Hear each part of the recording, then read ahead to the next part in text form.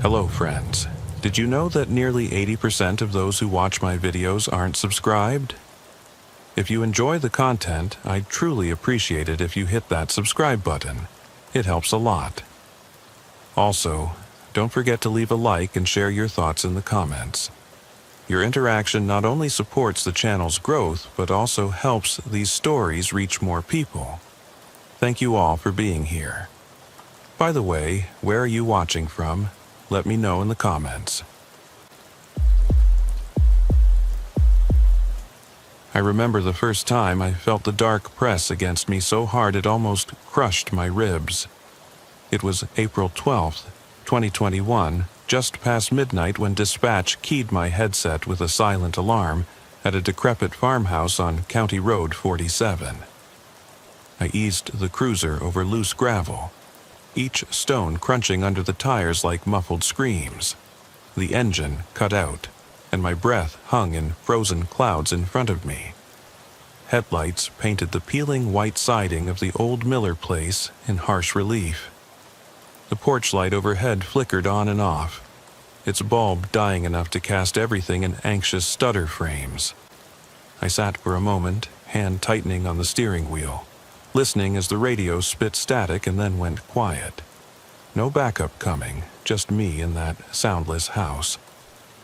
I grabbed my flashlight, yanked the door open, and stepped onto the porch.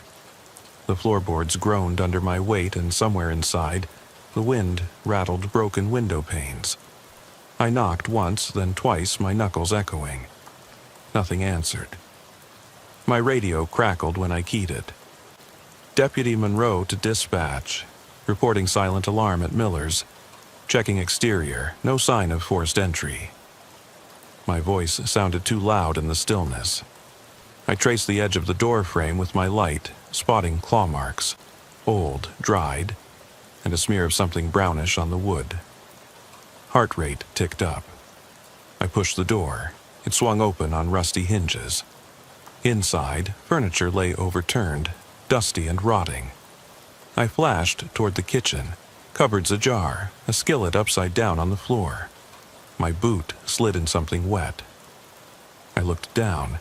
Dried blood, cracked and splintered. No dripping, no fresh scent, just the echo of violence long since moved on. I radioed again. Dispatch, possible blood in foyer, requesting EMS for bio cleanup. Protocol called for it, even if I knew the blood might date back years. My light flicked to the hallway where a door stood slightly ajar.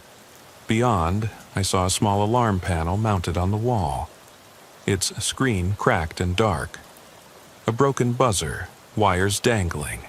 I reached out, nose twitching at the stale smell of mildew. Something stirred behind me. A hollow breath. Close enough that I turned and aimed the beam, only to catch empty air. Still, I felt eyes on the back of my neck.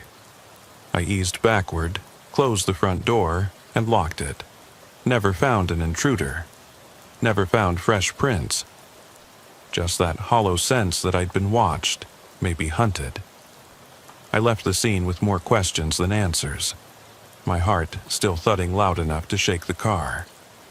3 nights later, I got a call about an abandoned vehicle on Old Mill Road, east of Maple Hollow. The report was simple. Tag expired, no owner on file. I drove there fast, sirens off, lights dimmed, because sometimes you scare off whoever you're looking for. The sedan lay at a crooked angle by an old fence, half hidden by tall grass. I parked, the cruiser's tires kicking up gravel that skittered behind me. I shut off the engine, and silence swallowed the world. My flashlight cut a trough through the black. From the driver's side, I got a clear look at the interior. Coat draped over the seat, keys still in the ignition. No driver. I tugged the door handle. It clicked open. Inside, dust motes swirled above the dashboard. The cup holder held a cold coffee cup, steam long dissipated. No warmth, no scent, just that weight of absence. I called in. Dispatch, this is Monroe. Found abandoned vehicle matching missing person's description. No sign of the driver. They gave me the name, Harold Jimenez, late 40s, trucker passing through last week. I clicked the mic off and swung around to clear the perimeter. My boots crunched through gravel. I scanned the field with my light. At the fence line, footprints in the mud led toward the tree line. I followed them. Each step sank, sucking my boot in a half-inch of wet earth. The beam caught something low. An old backpack, its zipper halfway open, papers strewn. I stooped to pick one up, a faded map of county roads, circles drawn in red ink around remote barns. The wind gusted and slapped my face. I heard a soft snap behind me, like a branch breaking under weight. I spun, flashlight slicing through the dark. Nothing. But then a shape moved in the underbrush 100 yards off.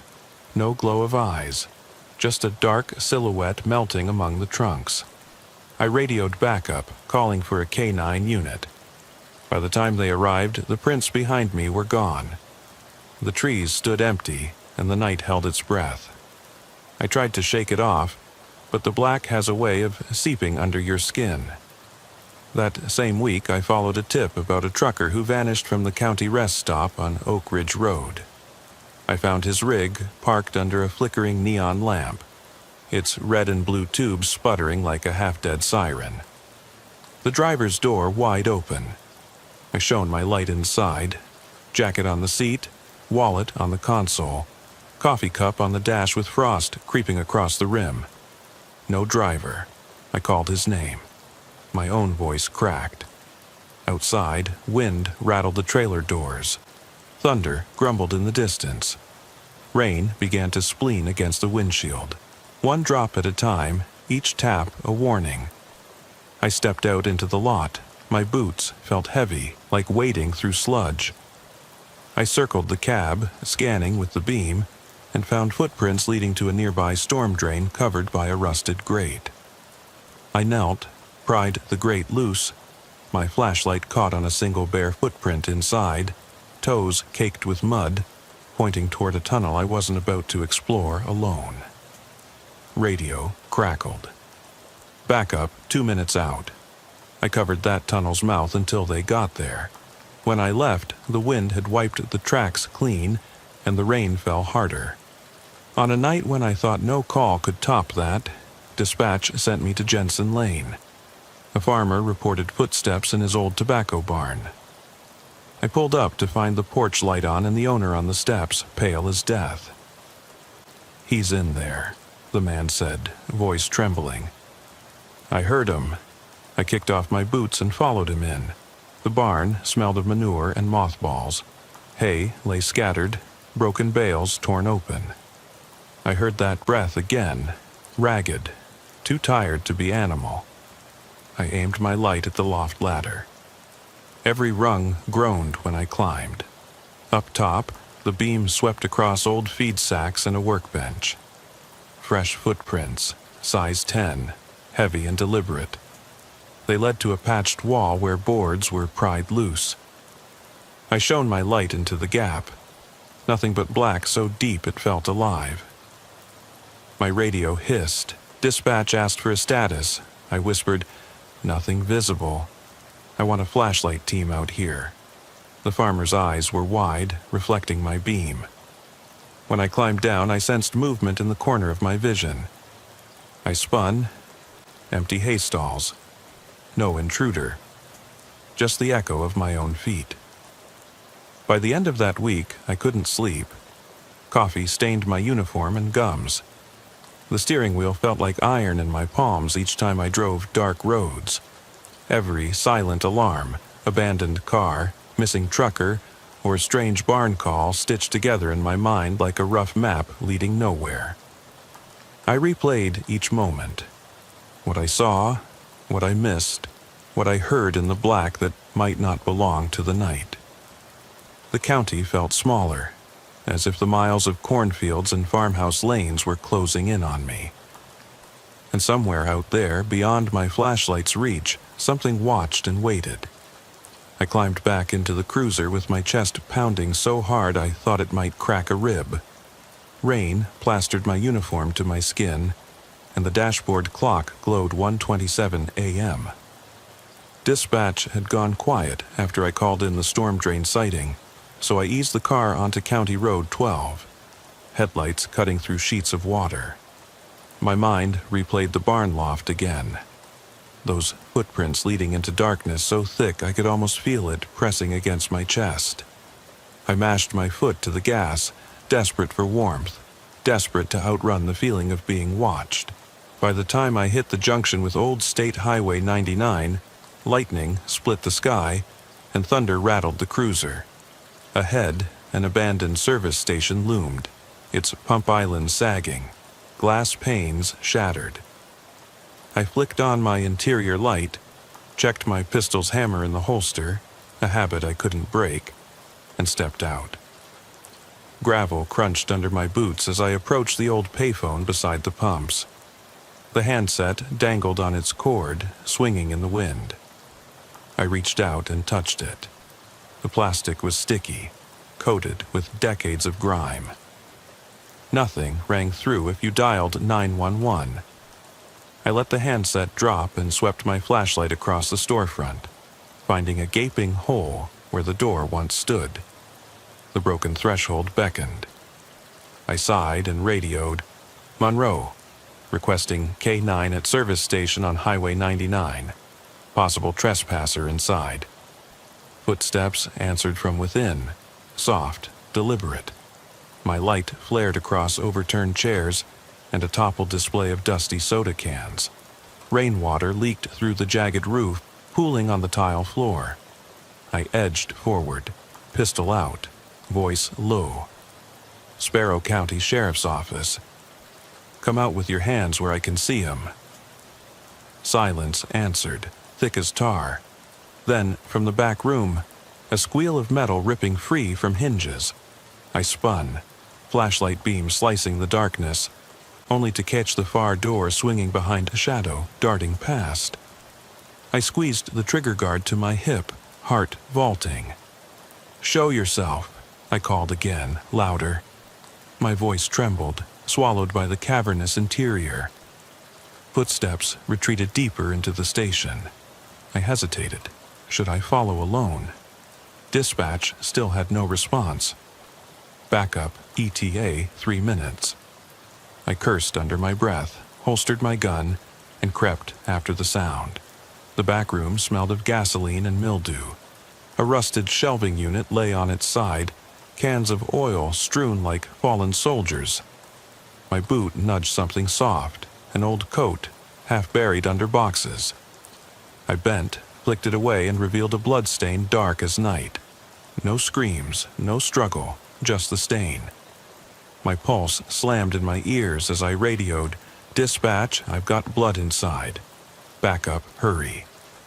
I backed into the corridor, and that's when I noticed the writing on the wall, scrawled in what looked like dried mud, 17.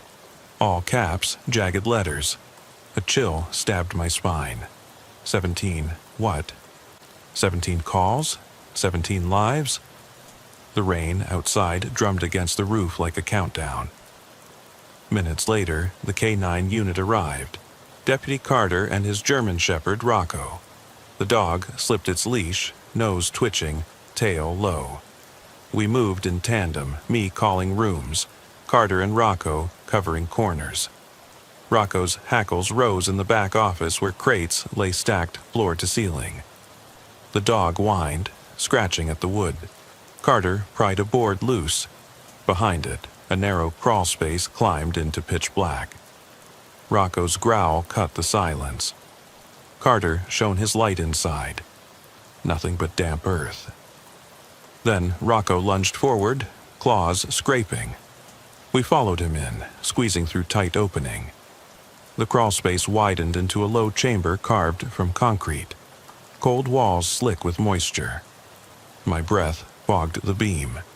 The floor was littered with broken concrete blocks and fragments of what might have been mold forms. And at the far end, I saw it. An indentation in the wall, like the ghost of a slab removed. No bodies, nothing, but the air reeked of decay. We cleared the scene and sealed it off. As I watched Carter and Rocco lead Rocco out, I realized the station sat directly above an old underground storage pit, long since bricked over. Someone had used that space. The thought made bile rise in my throat. I knew then this wasn't random trespassing. It was deliberate, a staged warning. 17, the same number as the scrawled clue.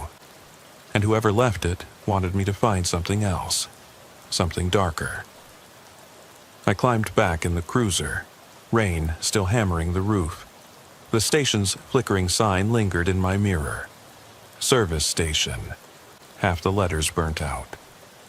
I drove on, eyes sweeping the road, scanning porches, barns, fields. Each shadow could be the next scene, each silent phone a prelude to violence. Sleep felt further away than ever. When I got home, after logging the incident and filing preliminary notes, I sat on the edge of my bed in a haze of cigarette smoke. My wife's clothes in the closet smelled of lavender and life I was drifting away from. I stared at the ceiling, mind racing, until dawn's first pale light crept through the blinds. Even then, I felt the darkness clinging. By noon, I was back at the station, reviewing maps, cross-referencing old missing person cases. 17 potential sites circled in my mind. My gut told me we'd only scratched the surface. That night, I left the station at 10:30 p.m. The county roads lay slick with rain, fields misting under the headlights. I switched on the radio, static only, and wondered where I'd find the next clue. Every mile stretched ahead in waiting silence, and I realized with a hollow knot in my chest that this chase wouldn't end soon. Not until every trace of that darkness was dragged into the light, or until it found me first. I woke with my shoulders aching and my mind empty of dreams. The rain had stopped, but the roads were slick and shiny in the pre-dawn glow. I dropped my coffee cup in the break room sink, its ceramic rim chipped just like me, and grabbed the dispatch printout from last night. 17 sites. I traced my finger down the list. Old bridge on Crow Creek, collapsed grain silo near Ridgeway, abandoned cattle chute outside Elm Grove. My cruiser sat outside, idling, lights off, waiting. I climbed in, my back tight from the seat's hard leather. The county seat clock blinked 5:03 a.m. Too early for everyone else, but not for me. I headed toward the Crow Creek Bridge first. Highway 6 was nearly empty, the asphalt still slick from leftover puddles. My tires hissed, echoing in the silent fields. I kept expecting headlights to jump up behind me, but saw nothing until I turned onto the gravel approach by the old railroad trestle. I killed the engine and climbed out, flashlight in hand, badge on my chest, a weight I couldn't shrug. The bridge spanned the creek at a low angle. Rusted girders arched overhead. I scanned the water, dark and slow-moving, and the rocky bank where broken concrete fragments lay strewn. I remembered the map Elaine Morgan gave me.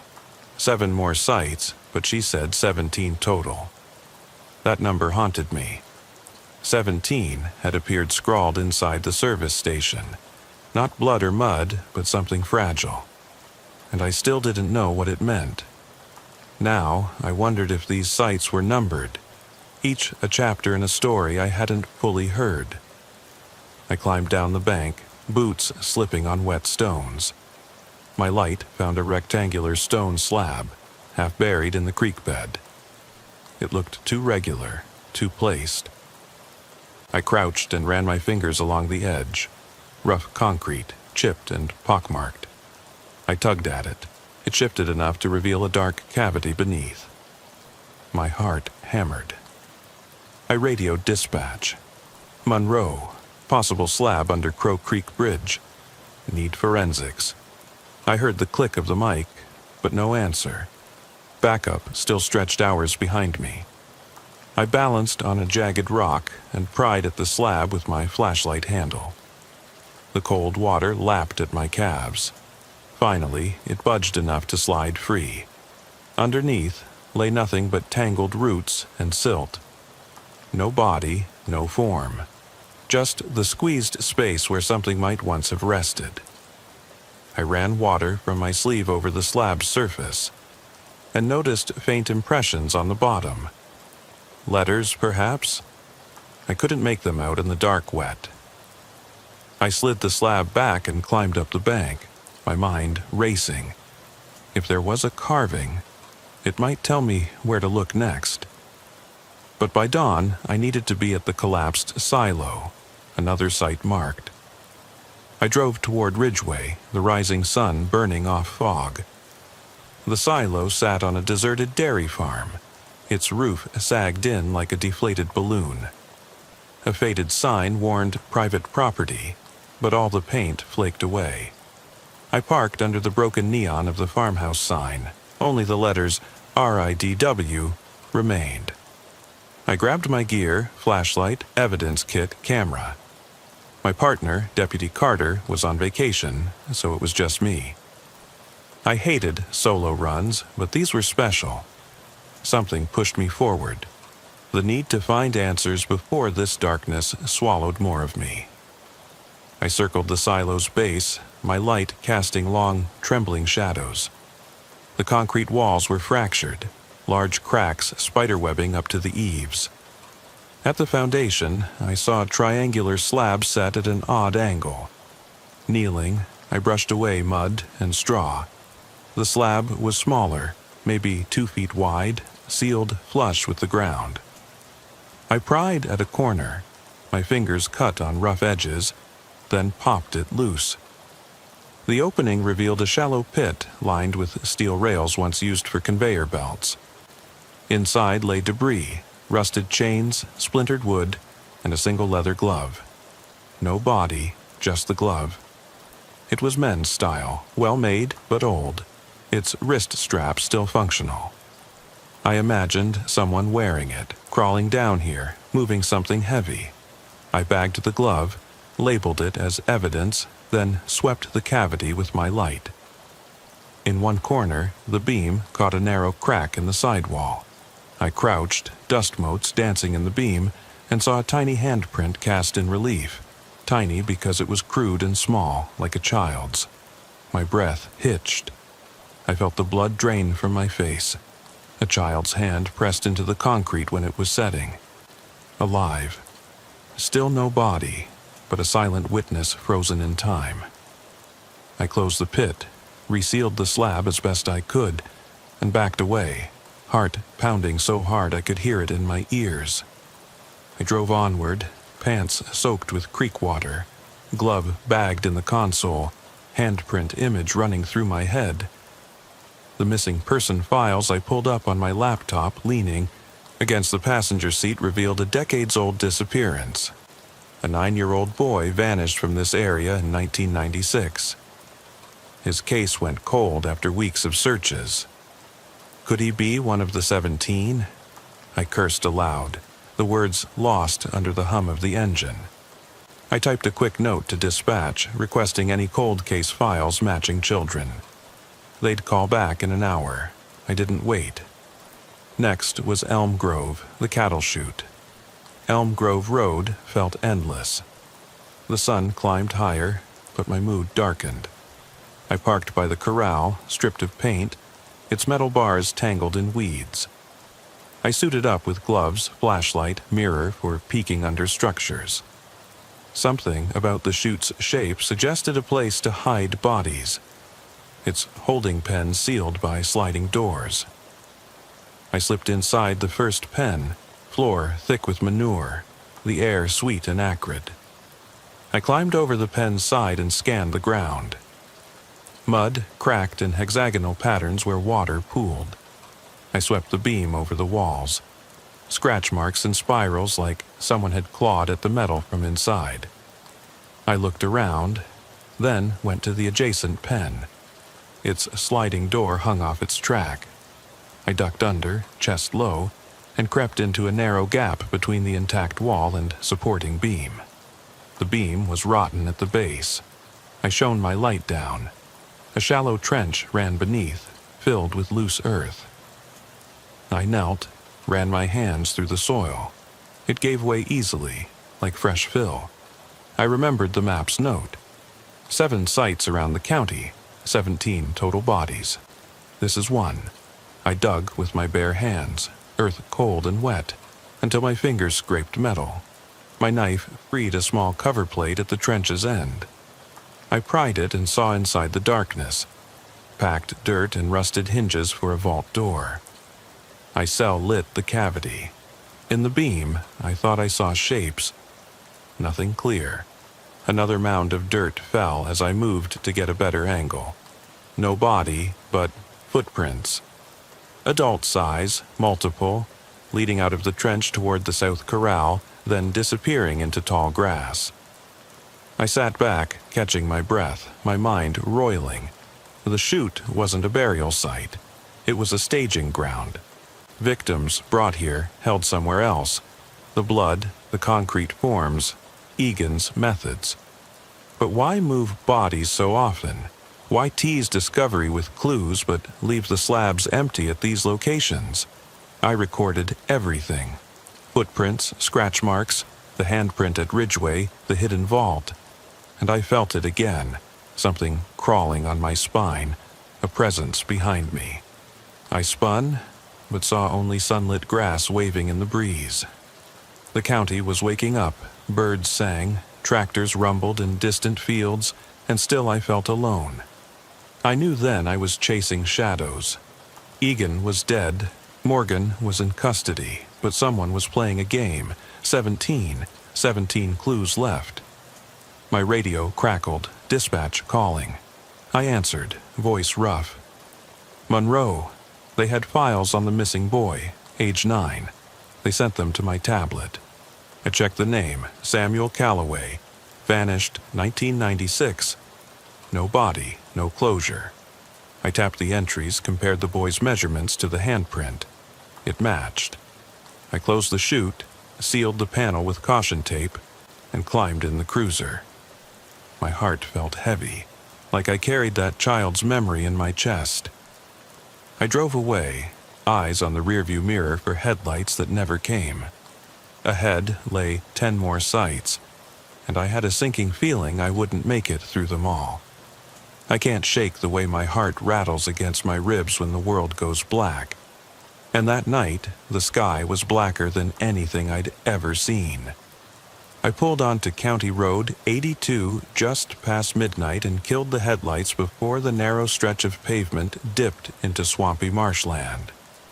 The rain from earlier had receded, leaving shallow puddles that glittered under the pale moon.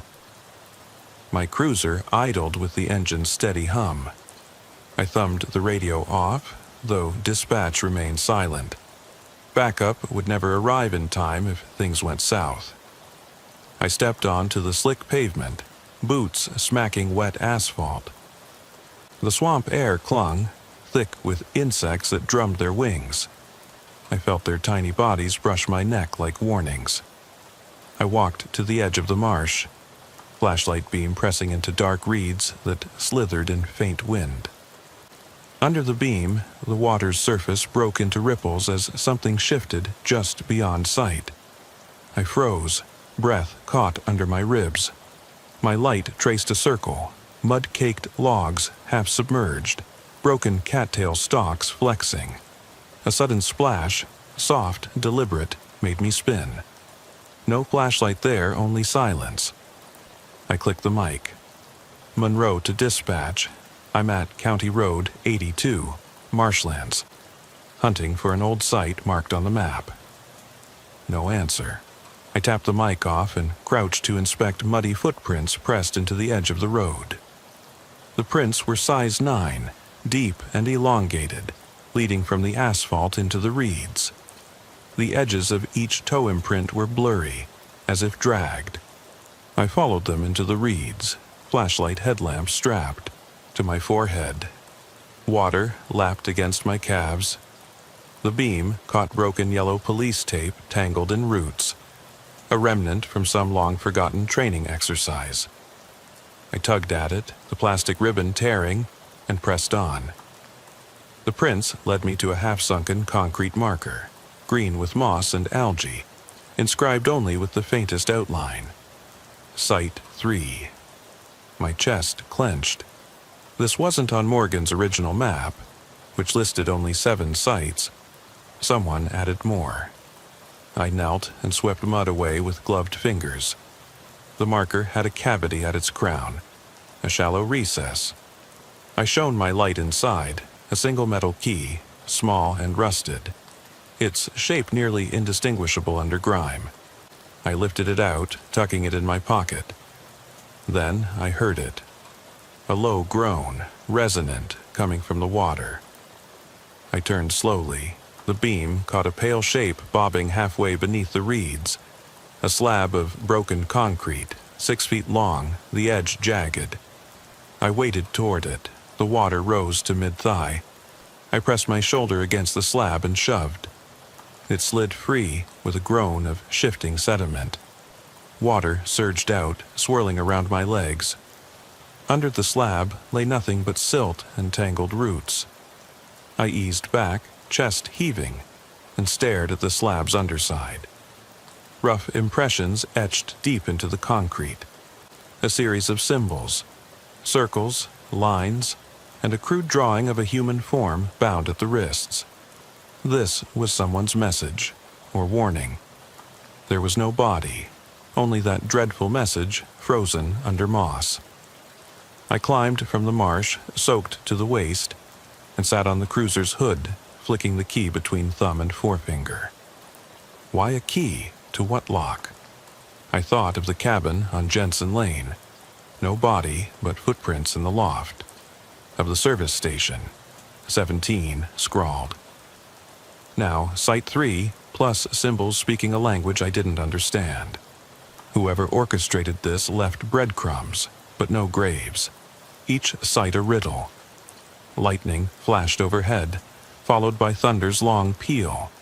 I keyed the mic. Dispatch, Monroe. Found concrete marker at marsh edge. No remains, only symbols and a key. Backup advised. The crackle was brief. Copy that, Monroe. Forensics en route.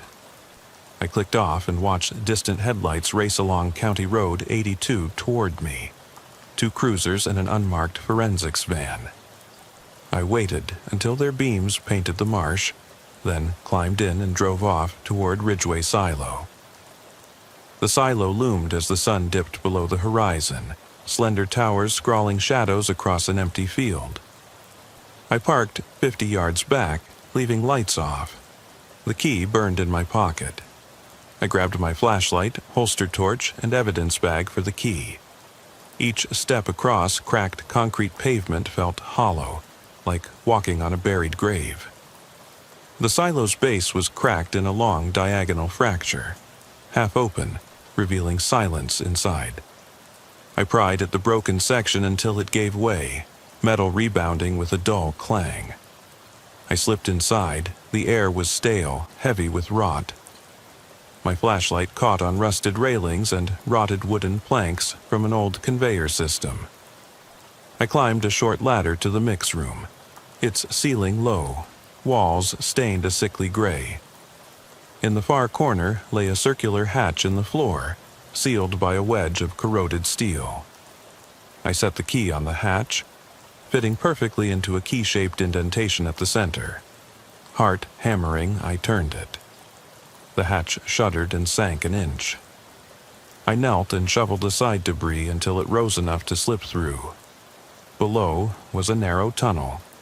Concrete walls slick with moisture, overhead pipes leaking slow drips.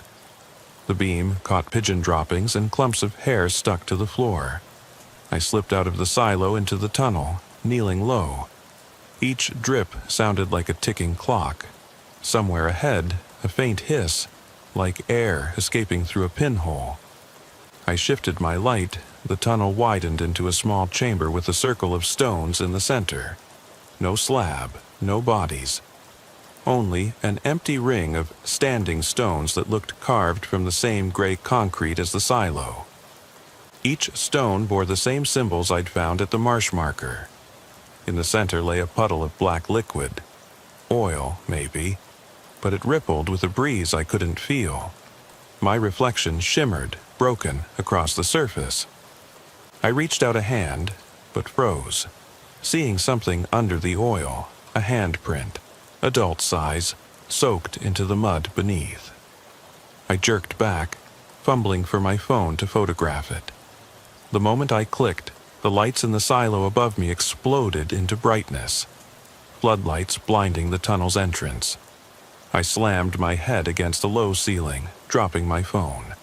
Stars, then darkness.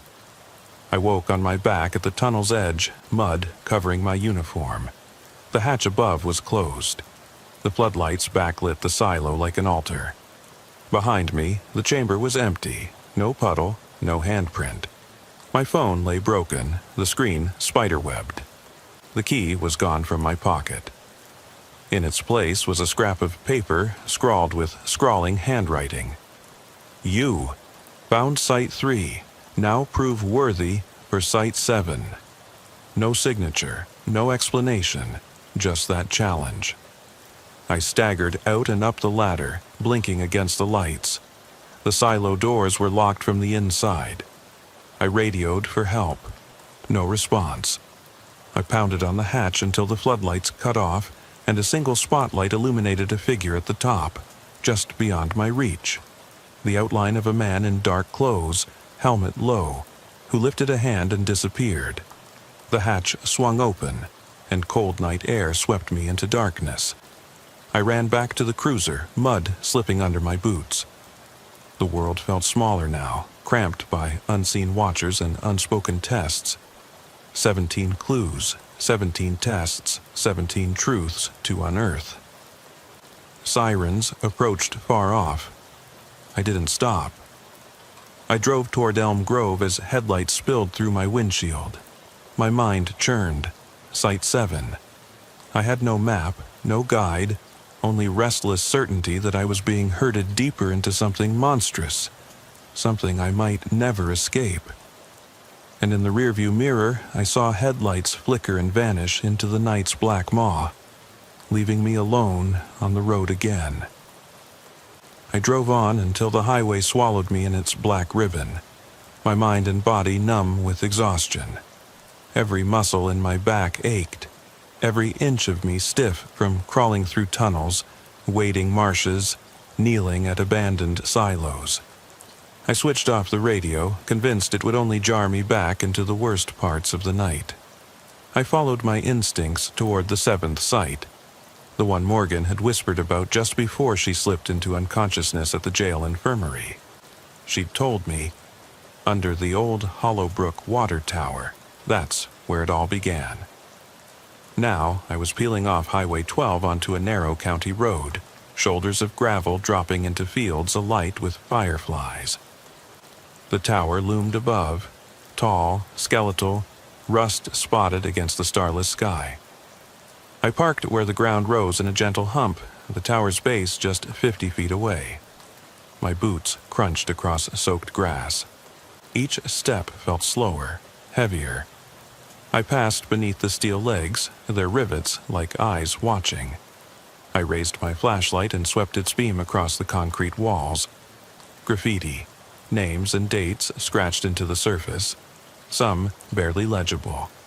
Eddie, 1999. Claire, 2003. I traced my fingers over one, then another. 2 more missing person dates. My breath caught. This wasn't just a site with a slab or a vault. It was a record, a memorial, twisted in its purpose. I circuited the tower, noting ladder rungs climbing toward a hatch 10 feet up. My light caught a faint glint on one of the rungs. Dried blood caked into the metal, crusted and old. Whoever climbed here left more than footprints. I grabbed my kit and set up a tripod under the hatch, lifting my camera to snap close-ups. The hatch's sealed bolts were painted over, but the paint was chipped away around one latch. I knelt and flicked them loose, feeling the hollow echo as I pried it open. A rush of stale air hit me, musty, like a tomb. I climbed inside, boots thudding on a metal platform. I crouched and pressed against the wall, listening. Only the distant hum of a night fan, or maybe just the pressure of my own heartbeat. I swept my light across the interior, pipes and control boxes, rusted levers, a hatch in the floor with a small handle. Blood, too dark to easily see, splattered around it, fresh enough that the air reeked of iron. My throat went dry. I hoisted myself onto the hatch lid and yanked the handle. It was stiff. I had to wedge my shoulder against the wall and heave. It released with a high-pitched creak, and suddenly I was looking down into a shaft of thick darkness. I hooked a tow rope to my belt, clipped on a headlamp, and lowered myself into the shaft. The metal ladder was slick. Each rung threatened to slip free. My boots pressed against damp walls as I descended 20 feet, until I emerged into a cavernous space carved from bedrock. Wide enough to walk, though the floor was knee-deep in murky water. My headlamp beam caught the far wall, a grid of square recesses, each sealed with a concrete slab. Some slabs had been pried open, their recesses empty. Others remained locked tight. The air was cold. I could see my breath, floating like a specter under my beam. I shone it across the room, 16 open chambers, all empty. Then I saw it, the 17th recess near the far corner, its slab intact but cracked. I waded through water that lapped at my thighs, every step sucking the cold through my pants. At the slab, I knelt and set my flashlight on the ground. Fingers shaking, I traced my hands over the crack, fresh fractures running spider-like across the concrete. The edges seemed pushed out, as if something inside had pressed against them. I hauled at the slab. It shifted an inch, bound tight by rusted metal bars behind it. I twisted my flashlight in one hand and slid my other under the gap, pulling until the slab gave with a groan. I staggered back. Behind it lay a fragment of a human skull, 3 inches of bone poking from the mud. I staggered forward to peer inside. A narrow chamber carved roughly into the rock, low-ceilinged, 6 feet deep. Remnants of concrete forms lay rotted on the floor, trace loops of rebar, splintered boards, and there, pinned under a piece of flaking steel, was a red-soaked piece of cloth. I drew my flashlight closer. A faded children's sleeve, its fabric ripped. My breath froze. My pulse hammered so loud it drowned out the wind overhead. I radioed, voice cracking, "Monroe to dispatch, found remains. Chamber 17, under Hollowbrook Tower. Send medical examiner." I pressed my hand to my mouth, stomach twisting. Then I noticed something else. On the rock wall opposite the chamber lay writing, scratched into the stone, 17 names, and between them a phrase, "You found us. Now belong." The letters glowed wet under my beam, as if freshly carved. My skin crawled. I spun around, flashlight slicing through the gloom, shadows twisting, water rippling at my thighs. I realized the chamber's air felt wrong, heavy, pressing, as if someone or something stood just behind me, waiting. I turned back to the names. My hand trembled as I traced one. Eddie, 1999. That was the boy from the silo's handprint. And Claire, 2003, matched a teenage girl who vanished near Crow Creek. Each name was a victim, laid to rest here. Some discovered, others remaining undiscovered, sealed until that slab gave way. And yet there was no body in most chambers. The emptiness was more horrific than the skull fragment. It meant victims were here, then taken, somewhere else.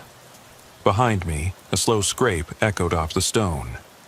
I froze, every hair on my neck standing. The water at my feet rippled. My flashlight flickered. I turned expecting to see Deputy Carter's silhouette or a rescue team crawling down the ladder. But nothing. Just the 6-inch crack where the slab had sat. I felt a creeping dread envelope me. Realization that I was part of this now. Another name waiting to be carved. I staggered backward, foot catching on a submerged stone. My light swung, revealing behind me the boarding of the ladder. Fresh hoof-like indentations in the wood, as if something heavy had climbed down after me. My chest tightened. I tried to scream into the radio to call for immediate extraction. The room swirled. The names on the walls seemed to shift in the gloom, letters bleeding into rock. I lunged for the ladder, pulling myself up, hands slipping on wet metal. Water poured off my pants as I climbed, fear propelling me upward until I burst through the hatch into the tower's belly. I slammed the hatch shut above me, bolting it with a sickening clang that echoed through the metal frame. I didn't stop to look back. I scrambled up the outside ladder, rain slick on each rung, until I clambered over the top and tumbled onto the gravel mound. I didn't pause to catch my breath. I ran to the cruiser, slid into the driver's seat, and locked the doors. My hands shook so badly I could barely turn the key. Engine snorted. Headlights cut through the night, illuminating the field beyond the tower, a field empty and silent as a graveyard. I drove off without a word into the desert of black roads, water beating on the windshield, my pulse still hammering. Behind me, the tower's beams faded, and in the corner of my mirror, shadows gathered around its base. I didn't dare look again. Through the rear view, I saw 17 names flash in my mind, and I knew this story had only one ending. I would keep searching, keep peeling back slabs and cracking codes, until I found them all, or until I became the 18th. The dawn light blurred through the windshield as I tore down County Road 16, blood pounding in my ears like a war drum. My uniform was soaked, mud crusted under my fingernails, and every muscle screamed from climbing ladders and crawling through tunnels. I dialed dispatch on a whim, but only static met my plea. Monroe, 17 chambers opened. I need evac. No answer. They were moving slower than I was. I switched off the mic and slammed my hand against the wheel, knuckles cracking. I aimed for the station. Even in daylight, those walls felt claustrophobic. Reports piled high, cold coffee stains on every surface, fluorescent lights humming above. I stumbled in, boots echoing on linoleum, and collapsed at my desk. The medical examiner called 15 minutes ago. She couldn't reach me downstairs. I left her message unread and opened a drawer for a bar of soap. I wanted to wash away the grime, but as I scrubbed my hands raw, I could still feel the slick of water and oil, the grit of concrete under my skin, the chill of that underground chamber. I dried my hands on my uniform shirt, then sat and stared at the map tacked to the wall.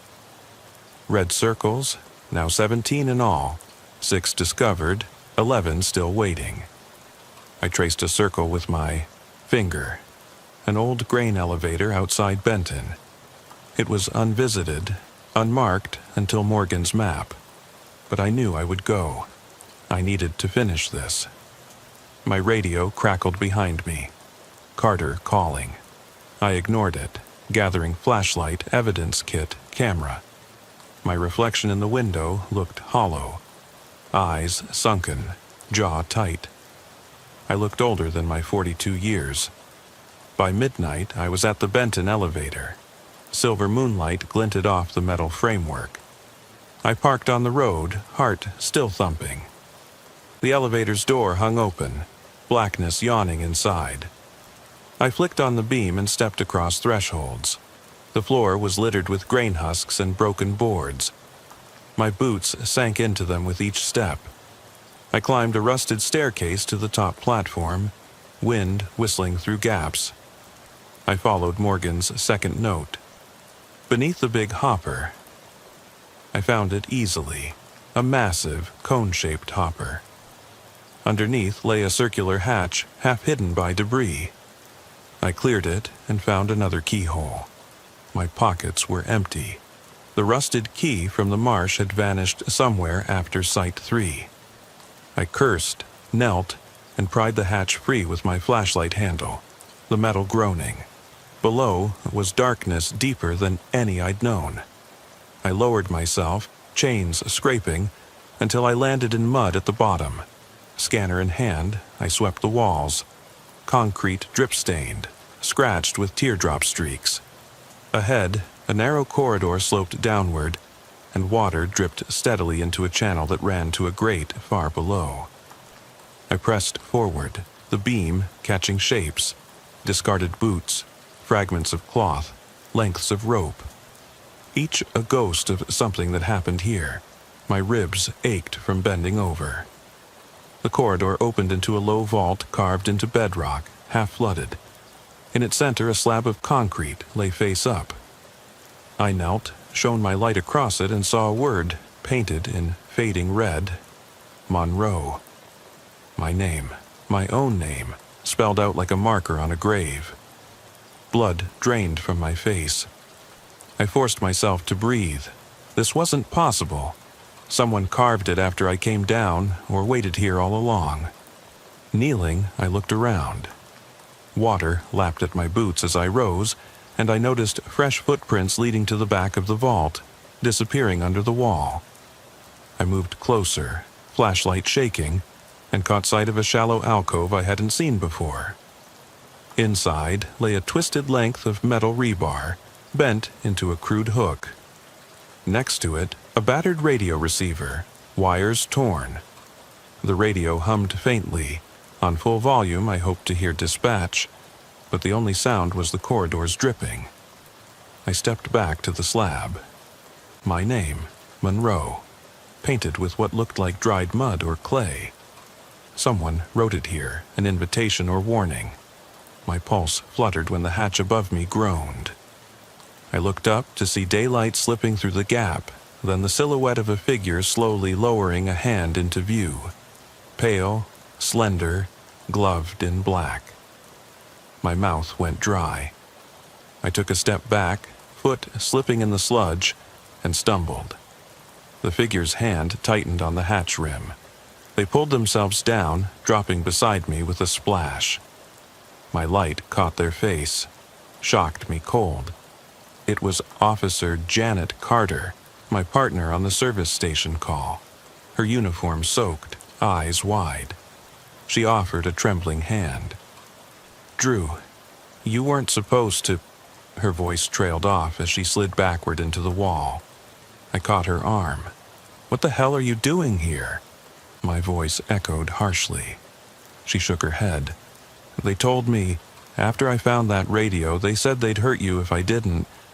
She nodded toward the battered radio.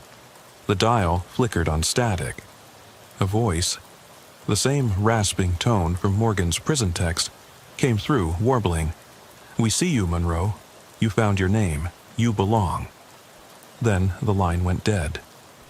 Carter's eyes filled. She tried to stand but faltered.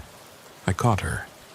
Her uniform had cuts, thin, precise lacerations across her forearms. Blood glistened. They made me call them," she whispered. "Said if I didn't bring you here, they'd kill me." Pain and terror twisted her face. She sank to her knees, sobbing. I pressed close, heart hammering, but the vault was already pressing in on me. Cold walls, water at my feet, the echo of my name. Behind me, the slab lay open like an invitation into the next chamber. I realized then there were more than 17 bodies. There were more than 17 sites. The water channel led to another grate far down the slope. I'd only scratched the surface. And above me, in the grating high on the wall, I saw a shaft of daylight cut by a figure watching. "Go," Carter croaked, pushing me away. I stared at her, torn between pulling her up and obeying. The hatch creaked. The figure above loomed, motionless. My skin crawled. I reached for Carter's hand, but she shook her head and pushed me toward the hatch. "Get out," she whispered, tears mingling with mud on her cheeks. Tell them you're done." I can still taste the dust on my tongue as I roll past the last streetlight on County Road 13. It's 1:07 a.m., the kind of hour when the world feels paused, and every sound rings louder than it should. My name's Deputy Cole Martinez, and I've been on these rural night shifts long enough to know that silence makes you think you're safe, right before it kills you. Tonight, the passenger seat holds my spare flashlight, its beam already half muted from a fall last week. The dashboard clock blinks in time with my heartbeat. I ease the cruiser to a stop in front of a derelict farmhouse that hasn't seen life since the 90s. The call came in 10 minutes ago. A silent alarm tripped by a motion sensor, though the homeowner, a Mr. Hayes, moved out years back. He left that place to rot, and now someone's been tinkering with it. I step out into the chill. The air smells of rot and stale hay. My boots sink into soft earth where grass has died under the weight of neglect. The farmhouse stands squat and crooked, its windows boarded up, but one corner porch light flickers on and off, like a heartbeat struggling to stay alive. I draw my flashlight and sweep its beam over the peeling paint. There, on the ground, are footprints, muddy, fresh, leading straight up the creaking wooden steps. No prints leading away. Whoever triggered the alarm is still inside. I radio in. "Dispatch, this is Martinez. I'm at 2382 County Road 13. Silent alarm tripped. No sign of forced entry. I'm going in." My voice sounds steadier than I feel. Inside, the floorboards groan under each step. I press my back against the wall and flick the safety off my service weapon. The hallway beyond is lit only by that faltering porch bulb shining through cracks in the boards. I move forward, feeling the rough grain of the wall under my palm, listening for anything that doesn't belong. At the end of the hall, I reach a door that's cracked open. The motion sensor must be set up here. I kick it gently. It swings inward with a screech that echoes, and I catch the metallic scent of fresh batteries and oil. My flashlight beam lands on a table cluttered with wires, circuit boards, and what looks like old family photos, edges curled with moisture. I lift one, a smiling woman in a white dress, standing beside a small boy holding a wooden toy soldier. The edges of the photo are torn, as if someone tried to peel it away. I press my thumb to the glossy surface. It feels oily, like someone wiped grease over it. Beyond the table, the living room is empty. Chairs pushed against walls, a broken lamp toppled on the floor. No one here. I check my watch, 1:15. My radio is silent. I should have backup by now. I duck under the threshold and move toward the back door. That's when I hear it. The old alarm's distant buzz, faint and rhythmic, from somewhere deeper in the house.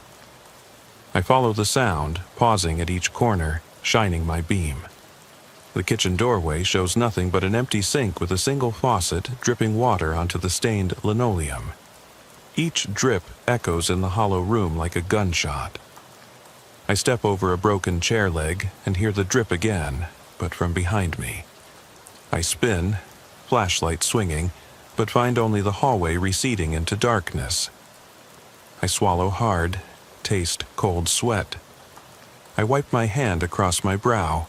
My glove leaves a smudge of dirt. I follow the dripping, hoping it'll guide me to whoever's in here messing with the place. The noise leads me into a bedroom where the window's broken and the floor's littered with shards of glass. The dripping is louder now, but it's not water. It's something thicker, falling onto metal. Rust-colored drops splatter across an old stovetop someone dragged in ages ago. Beneath it lies a single boot print. This one size 12, deeper than it should be. Whoever's here weighs more than they let on. I bend to inspect the print, finger at its edge.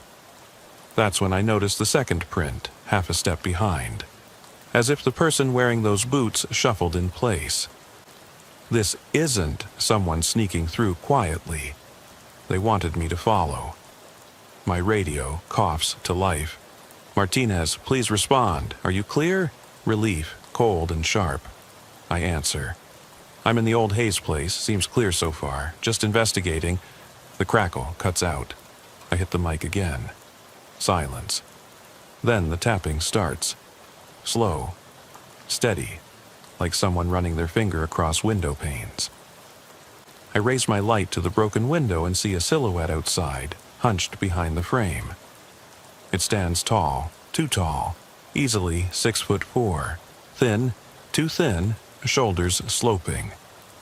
I step forward, shouting, "Hey, come out with your hands up." No movement. I secure my grip on my pistol and step into the opening, beam searching. The tapping stops. I twist, scanning the yard by flashlight. Nothing but gnarled trees and a rusted swing set swaying in the breeze. I shine toward the swing set and catch it moving, slowly, deliberately, though no wind stirs. My heart slams. I edge closer. My boot strikes something, solid. I look down. Another photograph, pinned to the grass with a small nail through the center. I kneel, pick it up.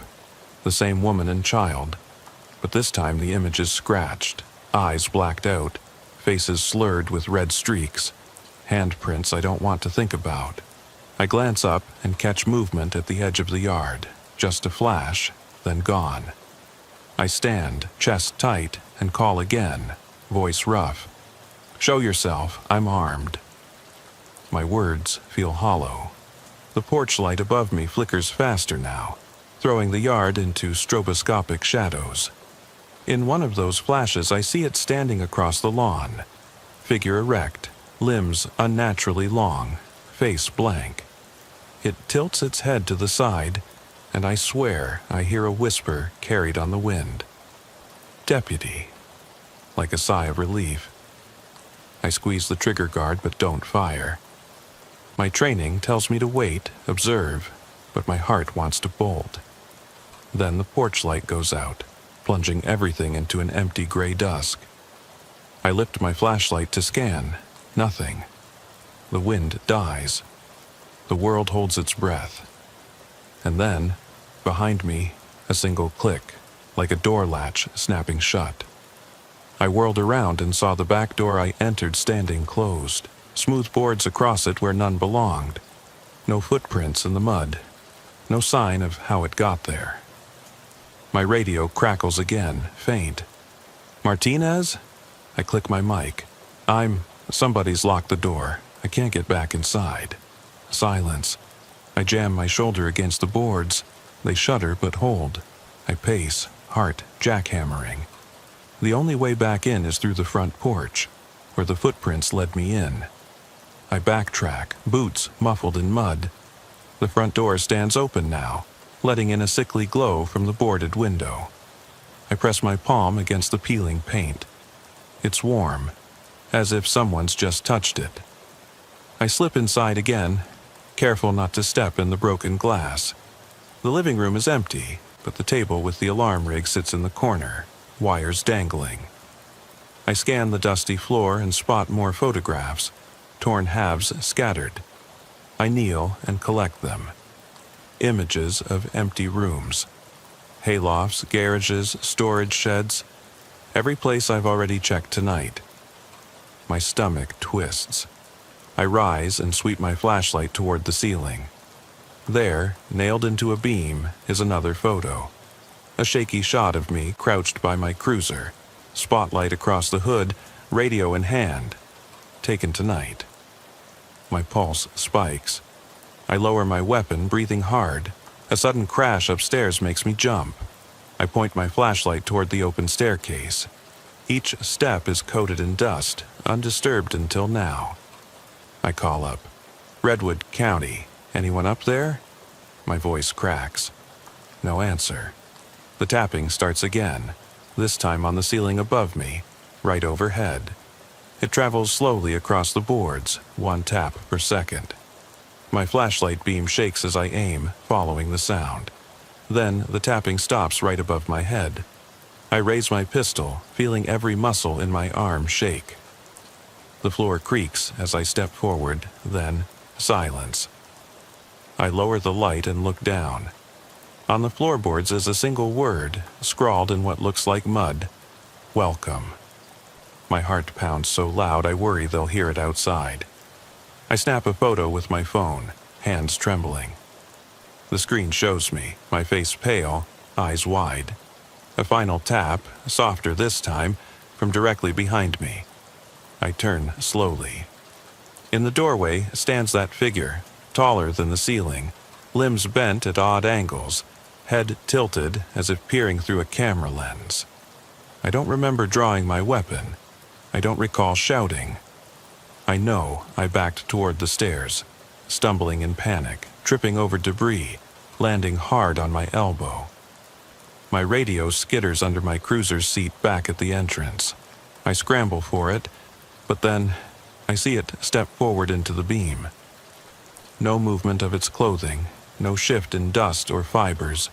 It just unfolds, like a sheet lifted by an unseen breeze, straightening to block the stairwell.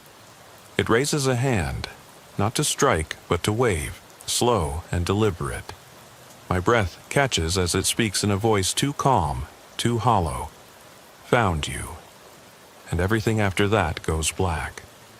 When I came to, the moon was gone and the sky felt unbearably black, like someone had dipped a cloth over the world.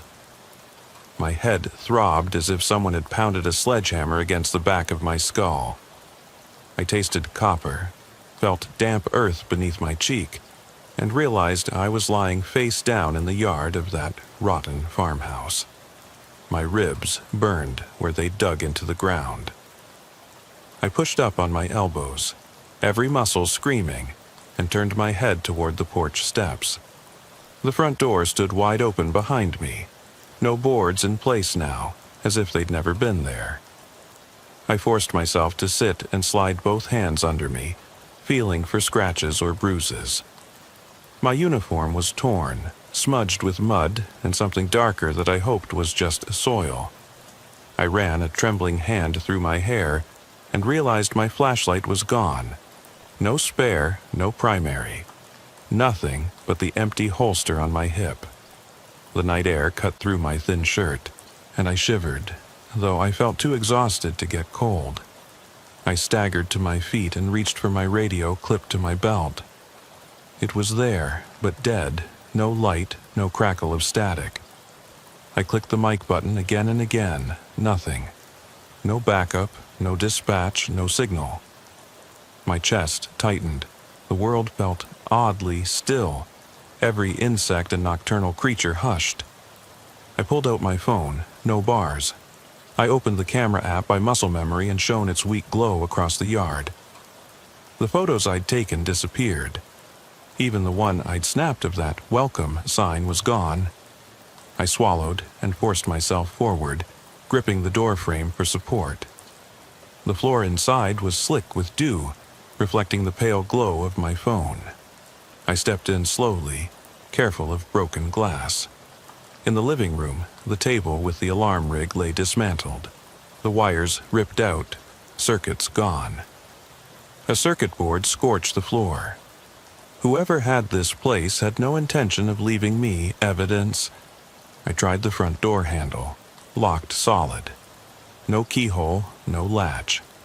I tried the back door, same. I tested the boarded-up window with my shoulder. It held. My only way out was through the side window of the kitchen, where glass shards glinted in the gloom. I gripped my uniform shirt sleeve, tied it around my hand, and pressed it against a pane. One hard push shattered the glass.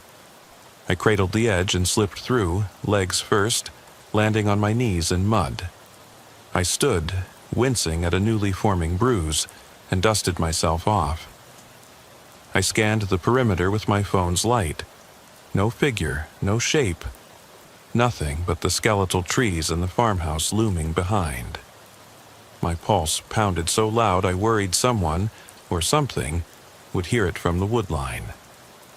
I started back toward my cruiser's headlights, which I could barely see down the lane. My boots sank in damp earth. Every step felt like wading through thick sludge. As I reached the gravel, I saw tracks, my own boots leading from the broken window, then 2 sets branching off into the woods. One set was my size, the other was enormous, the same prints I'd followed before, but this time heading deeper into the pines. I hesitated. My mind screamed to get out of here, but part of me, the deputy in me, demanded answers. I swallowed, took a deep breath, and followed the giant prints into the dark. The forest was suffocating. Branches whipped at my face, and vines tugged at my boots. My phone light danced ahead, but I could feel shadows closing in around me. Every snap of a twig sounded 10 times louder. I gripped the collar of my shirt, yanked it taut around my throat, partly to stay calm, partly to remind myself I was alive. The tracks led to a clearing I'd never seen before, a circular patch of mud, maybe 10 feet wide, rimmed by broken twigs and crushed ferns. At the center lay my flashlight, beam still on, pointing straight up. I crouched and picked it up, pressing the button reflexively. The battery gauge read empty, but the bulb flickered and gave a faint beam. I shone it across the clearing and saw something in the trees, an outline, pale and tall, draped between trunks. At first, I thought it was fabric caught on branches. Then I saw the form. A human shape, but twisted. Long arms pinned to its sides, legs bent unnaturally, head drooping forward. I swallowed hard, stepping closer. The beam found its face, deep hollows where eyes should be, lips peeled back in a silent grin carved into the flesh. I staggered back, heart racing. I reached for my sidearm but realized I'd lost it somewhere in the yard. I patted my hip, empty. My weapon was inside, locked in the barn turned prison. My knees almost buckled. I clenched my fists, nails biting into my palms. I forced myself to breathe, in through the nose, out through the mouth. I thought of discipline, training, anything to steady the shaking in my limbs. Then the figure moved. Not stepping, but shifting its weight, as if the bones themselves twisted. It turned its head toward me, slow and deliberate. The emptiness of those eye sockets seemed to stare right through me, and I felt the bile rise in my throat. I raised my flashlight higher, hands trembling. The beam caught a name scrawled in mud at the edge of the clearing, Martinez. The letters looked fresh. My name. A low, wet chuckle echoed through the trees. So soft I thought I imagined it. But the beam on the figure flickered, and the sound grew, dripping through the darkness like leaking fluid. I turned to run, but my boot sank into the mud. I tore at the ground, trying to free myself, my flashlight beam swinging wildly. The figure began to move toward me, each step bending at an impossible angle, dragging its toes through the dirt. I yanked with all my strength and broke free, darting back along my boot tracks, breath ragged, lungs burning. The woods blurred around me. I tripped over roots, almost fell, but scrambled back up and kept running. Each time I looked behind, the figure was 6 yards back, drifting forward with those ungodly long limbs. My own flashlight flickered and died, plunging me into near pitch black until my phone light took over. I heard the crunch of leaves and a weighty slap of mud. Always too close. I burst into my cruiser's headlights, skidding on the gravel. My phone slipped from my hand, clattering across the road. I bent to pick it up, then froze. Sitting on the hood of the cruiser was one of the old family photos from inside the barn. The woman and child smiling, undisturbed. I cradled it, heart hammering, and pressed it to my chest. I jerked the door open and fell inside, slamming it shut. My hands fumbled for the ignition. The engine roared to life, and I stomped the accelerator. The cruiser lurched forward, gravel spraying behind. I didn't look back.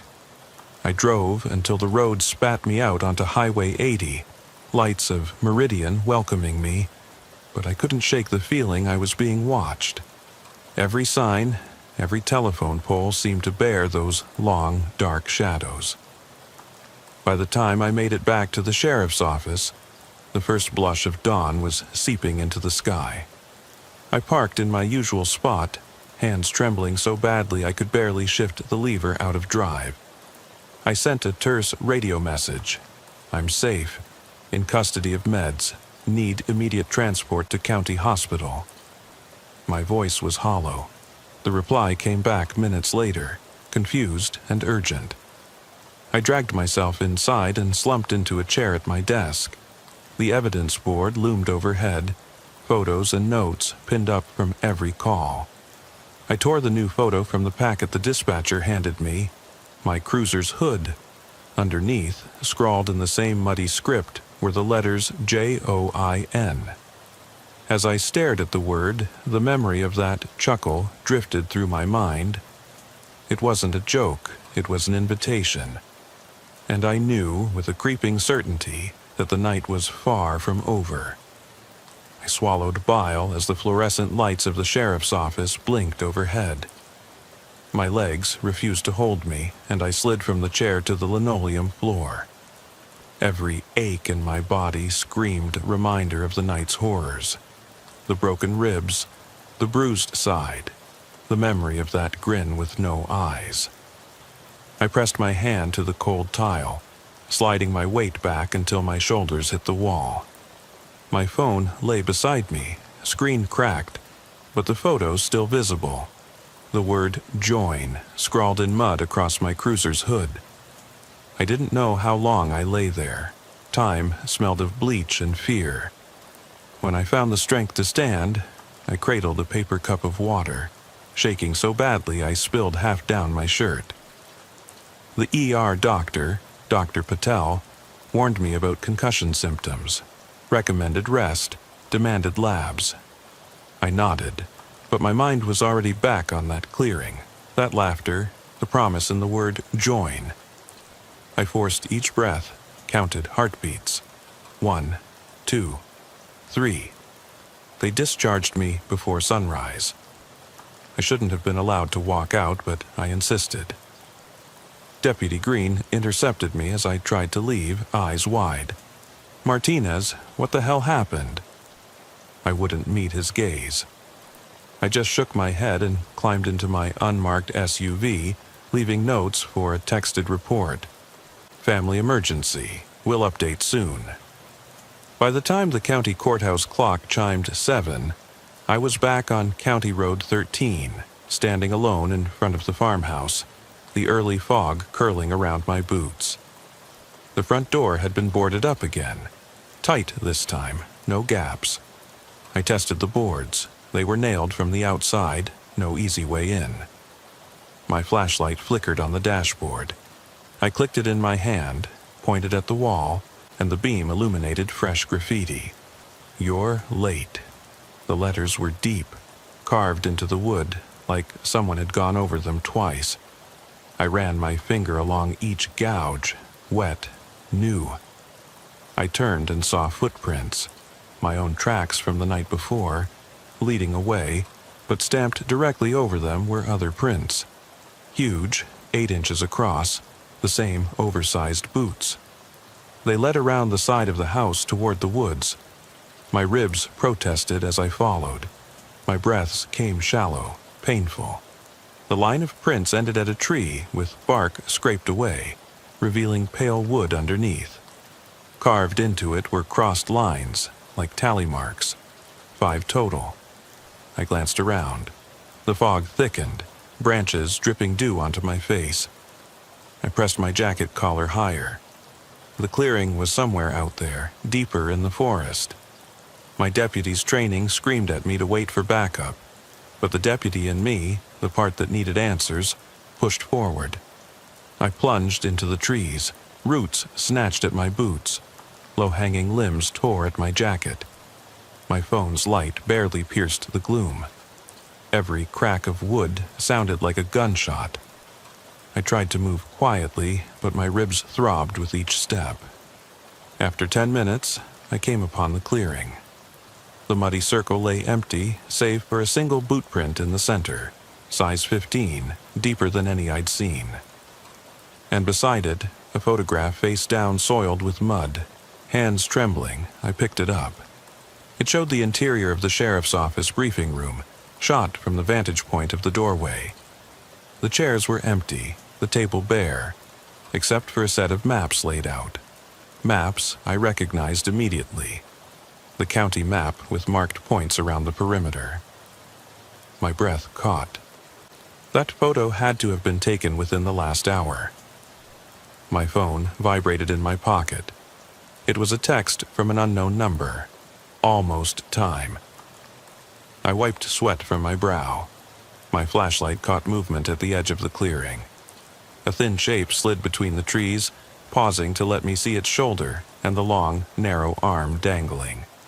I swallowed hard. Before I could react, my phone buzzed again. "Come join us." The words glowed on the cracked screen. I backed away, but my boot caught a root and I fell hard. Mud splashed my face. I heard leaves rustle as the figure stepped closer.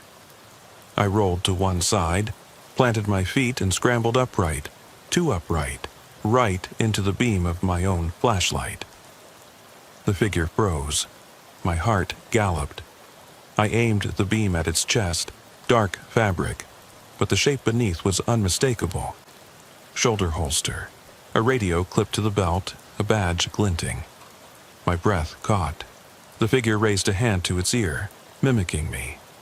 I realized, with a jolt, it was wearing my uniform, my own nameplate. I stifled a cry. "Deputy Martinez," it said, my voice, drawn out, hollow. The beam trembled. "We've been waiting." I dropped the flashlight. The beam swung wildly, illuminating the face. Skin stretched too tight, eyes empty hollows, a grin carved into flesh. The thing raised both arms as if welcoming me. Then it spoke again. Time to join the others. I bolted toward where I'd entered, branches snapping across my face. I thought of Green's concerned eyes, Doctor, Patel's questions, Dispatch's last radio call. I thought of that photo back at the office, of chairs waiting for a briefing that would never happen. I burst through the trees, lungs on fire, and skidded into the pale light of my SUV. Tires spun as I fumbled for keys. I leapt inside, locked the doors, and cranked the engine. The forest behind me exploded with thunderous footsteps, at least 4 pairs of boots, each heavy, each sinking in an impossible rhythm. I floored it. Gravel flew. My heart pounded against ribs that felt like they'd crack. The fog swallowed the clearing, but in the rearview mirror I saw shapes emerging. Figures draped between trees, uniformed silhouettes reaching out, their heads tilted, arms dangling. They didn't chase, they just watched as I fled, headlights wavering in the mist. I didn't stop until I reached my front porch, slamming the door behind me and sliding to the floor, sobbing. The sun was rising, painting the sky in bruised purple and gray. My phone lay on my chest, buzzing with missed calls and a final text. "Welcome home." I pressed my back against the door, shaking. The word join echoed in my mind, louder than the morning birds. I hadn't broken the pattern, I'd completed it. Somewhere in those woods, they'd claimed me, not by force but by invitation. And tomorrow night I'd return. Because I was one of them now, and they were waiting for me. I pushed open the front door of my house and stumbled inside, breath ragged, every muscle still trembling. The early sun cut through the windows in pale beams, painting bars of light on the floorboards as if the day were trying to cage me in. I leaned against the frame and closed my eyes, tasting the copper tang of adrenaline on my tongue. My bones protested with every move, especially my ribs. I gingerly felt along my side. No new cuts, just bruises that bloomed under my fingers like dark petals. I forced myself to move forward, each step measured, as though I'd forgotten how to use my legs. I left the front door open behind me, forgetting to close it, while I made my way to the kitchen. The silence was thick, broken only by the distant hum of the refrigerator. I flicked on the light and reached into a cabinet for a coffee mug. My hands still shook, but I managed enough steadiness to pour water into the machine. As it hissed and dripped, I stared at my reflection in the dark window. Hollow eyes framed by dark circles, skin pallid. I didn't recognize the man there. I scrolled my phone for any messages beyond the ones I'd already seen. Nothing new, no calls from dispatch, no texts from Green. I realized then I hadn't told a soul where I was going or what I planned. I'd lied about a family emergency just to slip away from the hospital. I sank onto the kitchen stool and pressed my palms to my face, forehead heavy. The coffee machine buzzed its final warning. I poured the dark liquid and wrapped both hands around the mug, hoping for warmth. Behind me, I heard the door click shut. I didn't turn. I felt it more than heard it. The shift in air, the sudden weight on my back. I sipped my coffee, long and slow, not wanting to snap, around in panic. When I finally looked, the deputy in my kitchen wasn't me. It was tall, thin, wearing my uniform, perfectly pressed despite its recent grubby work. The nameplate on its chest read Martinez. Its face was too pale, too smooth, the skin stretched tight like a mask, and its eyes, empty wells of black that held no light. I set the mug down, forcing my hands to stay still on the table. "You're not me," I said, voice low. My throat felt raw from screaming in the dark. The figure tilted its head, the motion jerky like a puppet. It took a step forward, boot tapping on the tile. "I am you," it said, my voice but distant, hollow. "You joined us." I tried to stand, but my legs folded under me. I crawled backward, chair scrubbing the floor, and knocked into a counter. My coffee mug crashed, shattering, hot liquid spreading across the tile. The figure didn't flinch. It advanced with deliberate slowness, eyes fixed on me. I fumbled for my service weapon, but of course I had none, left locked in that farmhouse. My hand shook as I reached into my coat pocket. I found only lint and a folded photo pinned inside. A picture of me standing in the clearing, mud on my face, flashlight in hand. I'd tucked it there in some late-night panic. Now it felt like a curse. The imposter crouched beside me, its shadow stretching across the floor like a dark tide. It reached out a pale hand with long, slender fingers and touched my shoulder, cold as ice. Pain shot through me, a ring of fire around my collarbone. I cried out, writhing. It leaned closer, its mouth moving without sound. Then it whispered into my ear, its breath fetid, carrying the scent of damp earth and decay. "Your turn is done." A scream built up in my chest, but no sound came. I twisted away, but its grip held me in place. My vision blurred, the edges darkening as if the light in the room were draining. I thrashed, scraping my palms against the tile, but couldn't break free. It straightened, pulling back its hand to show me something small. Another photograph, this one of my home's front porch at dawn. The image was crisp. Me, sitting on the steps, coffee in hand, looking exhausted. Beneath the photo, scrawled in mud, were words that burned themselves on my mind. "Welcome home." The creature dropped the photo to the floor. It hit the tile and cracked at the corner. I felt the blood draining from my face as I stared at the broken image of myself. The figure backed away into the morning light, turning its head to watch me, and then it began to dissolve. First the edges, then the center, like ink bleeding on wet paper, until there was nothing left but a faint stain on the floor and the hollow echo of my name in the silent room. I crawled to the window, pressing my forehead to the glass. Outside, the neighborhood was waking. A car idling at the curb, neighbors stepping out with their dogs. They didn't see me, didn't hear my ragged breathing. I touched the cold pane and traced the imprint of my palm. "I'm home now," they'd said. But home felt wrong. No refuge, no safety. The last thing I saw before everything went black was my own reflection in the glass. Eyes darker than before, empty. I woke with the taste of blood in my mouth and the hard edge of tile pressing into my cheek. At first, I wasn't sure where I was. Darkness pressed in and my senses were dulled, as if I'd been drugged. Then the room's dull glow returned. Pale morning light filtering through closed blinds, casting slats of shadow across the floor.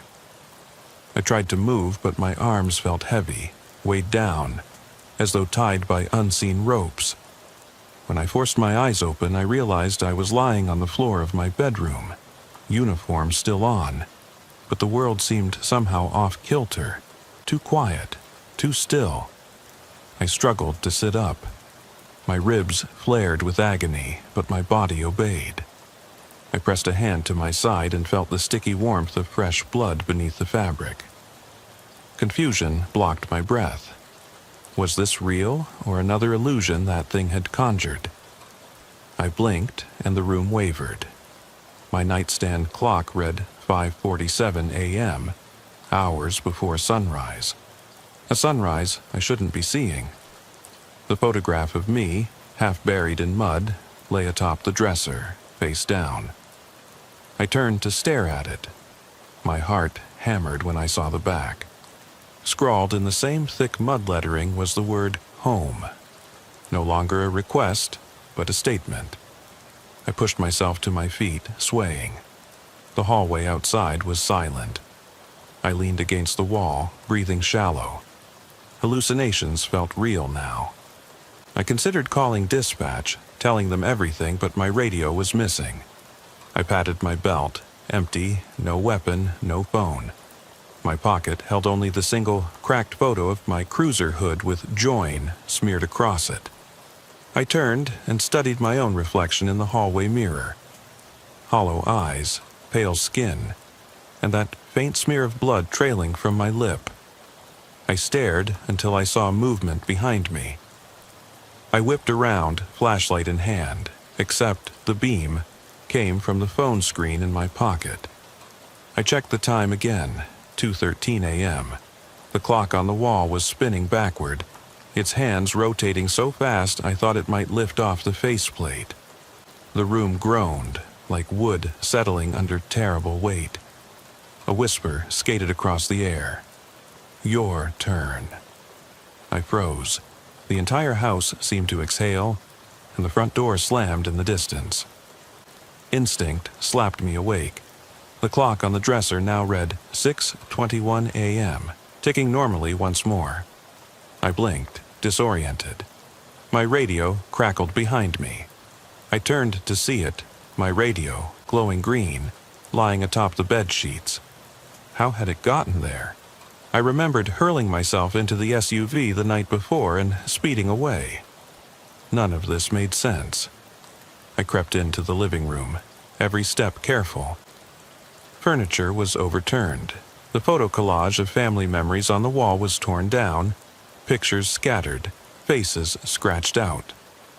Among the fragments on the floor was a photograph I'd never taken. A shot of me asleep in my bed, eyes closed, mouth open, taken from the foot of the bed. Panicked, I snatched it up and saw mud smudges along the edges. My pulse throbbed so loud I thought it would burst through my chest. I stumbled outside to my porch, the early light full now, sky pink and orange. The air tasted sweet like spring, but I felt death's hollowness in my veins. I spotted boot prints in the concrete. One set normal size, another enormous, leading back toward the woods where the farmhouse sat miles away. I blinked at the imprint of a uniformed toe in the concrete, as though someone had stamped it there. The prints ended at the porch railing. A single photograph lay at my feet. I kicked it with my boot and it spun, face up. My wife and daughter, images I'd never allowed anywhere near my patrol life, grinned from a family photo taken last Christmas. Torn along the bottom was a message, scratched in thin letters. "I'll find you." A movement flitted at the tree line. I raised a trembling hand and pointed at it, voice cracking. "Show yourself." The woods were silent, but the wind picked up. I heard that awful staccato tap, fingernails on wood, coming from the back door. I crept toward it, breaths shallow, chest tight. I pressed my ear to the wood. There was someone inside, breathing. Not dragging mats or shifting furniture. Breathing, slow and deliberate. I reached for the doorknob, yet there was no knob, only smooth wood. I yanked my shoulder into the doorframe. It held solid. I stepped back and the tap grew louder, moving side to side, like someone rapping a baton against the wood. Fear roared in me. I spun and saw it, silhouette in the living room window, taller than the roofline, limbs hanging like dead branches. I stumbled backward over the porch railing, falling to the grass. I rolled to my knees and scrambled upright, blood pounding at my temples. My phone buzzed. I froze. A text. "Don't be late." No number. I swallowed bile, stomach churning. Up the road, headlights appeared. My SUV, engines off, idling. Green's voice crackled through my thoughts. "Martinez, where the hell are you?" I grabbed the phone and hit reply. "I'm home." I turned toward the farmhouse that should be miles away, but now hung at the edge of my yard, windows lit with that sickly flicker of a dying bulb. The outline of the barn and the broken swing set, the place of my first call, breathed against the horizon. It wasn't possible. This was my front yard. Yet there it stood, beckoning. My boots felt glued to the lawn. The leaves of the oaks shimmered in the morning light, but the farmhouse door groaned as if someone pushed against it. I fumbled for my weapon, only to find a photograph of Deputy Green with his own nameplate beneath. Crumpled in my pocket, muddy, handwritten below. Next. My throat closed. A low chuckle rose from behind the rafters of my own home. I wanted to run, but my legs locked. Before me, the farmhouse door creaked open. Darkness spilled out in perfect contrast to dawn's warmth.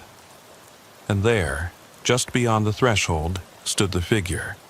Limbs bent at impossible angles, nameplate gleaming on its chest, face empty of eyes but smiling still. I lifted my voice hoarse. "What do you want?" The figure tilted its head, clicking its jaw without lips. Then it spoke in a chorus of voices.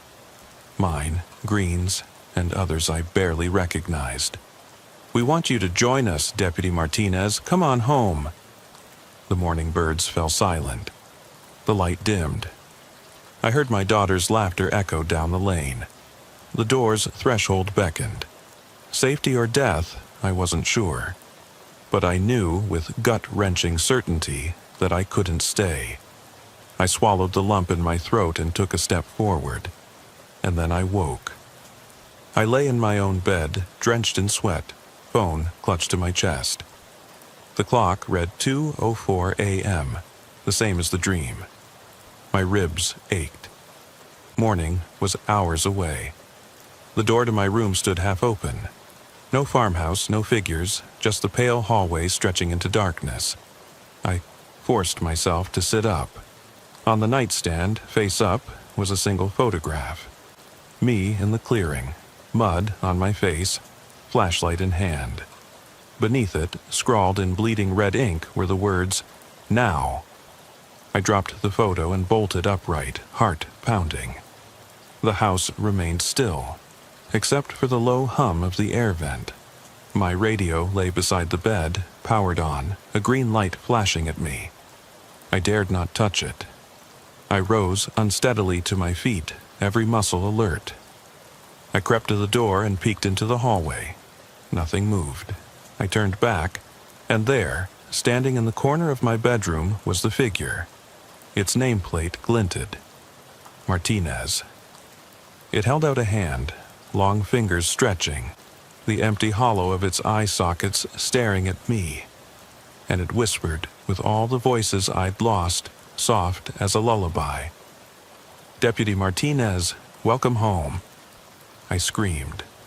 The world dissolved. And still, I never turned to run.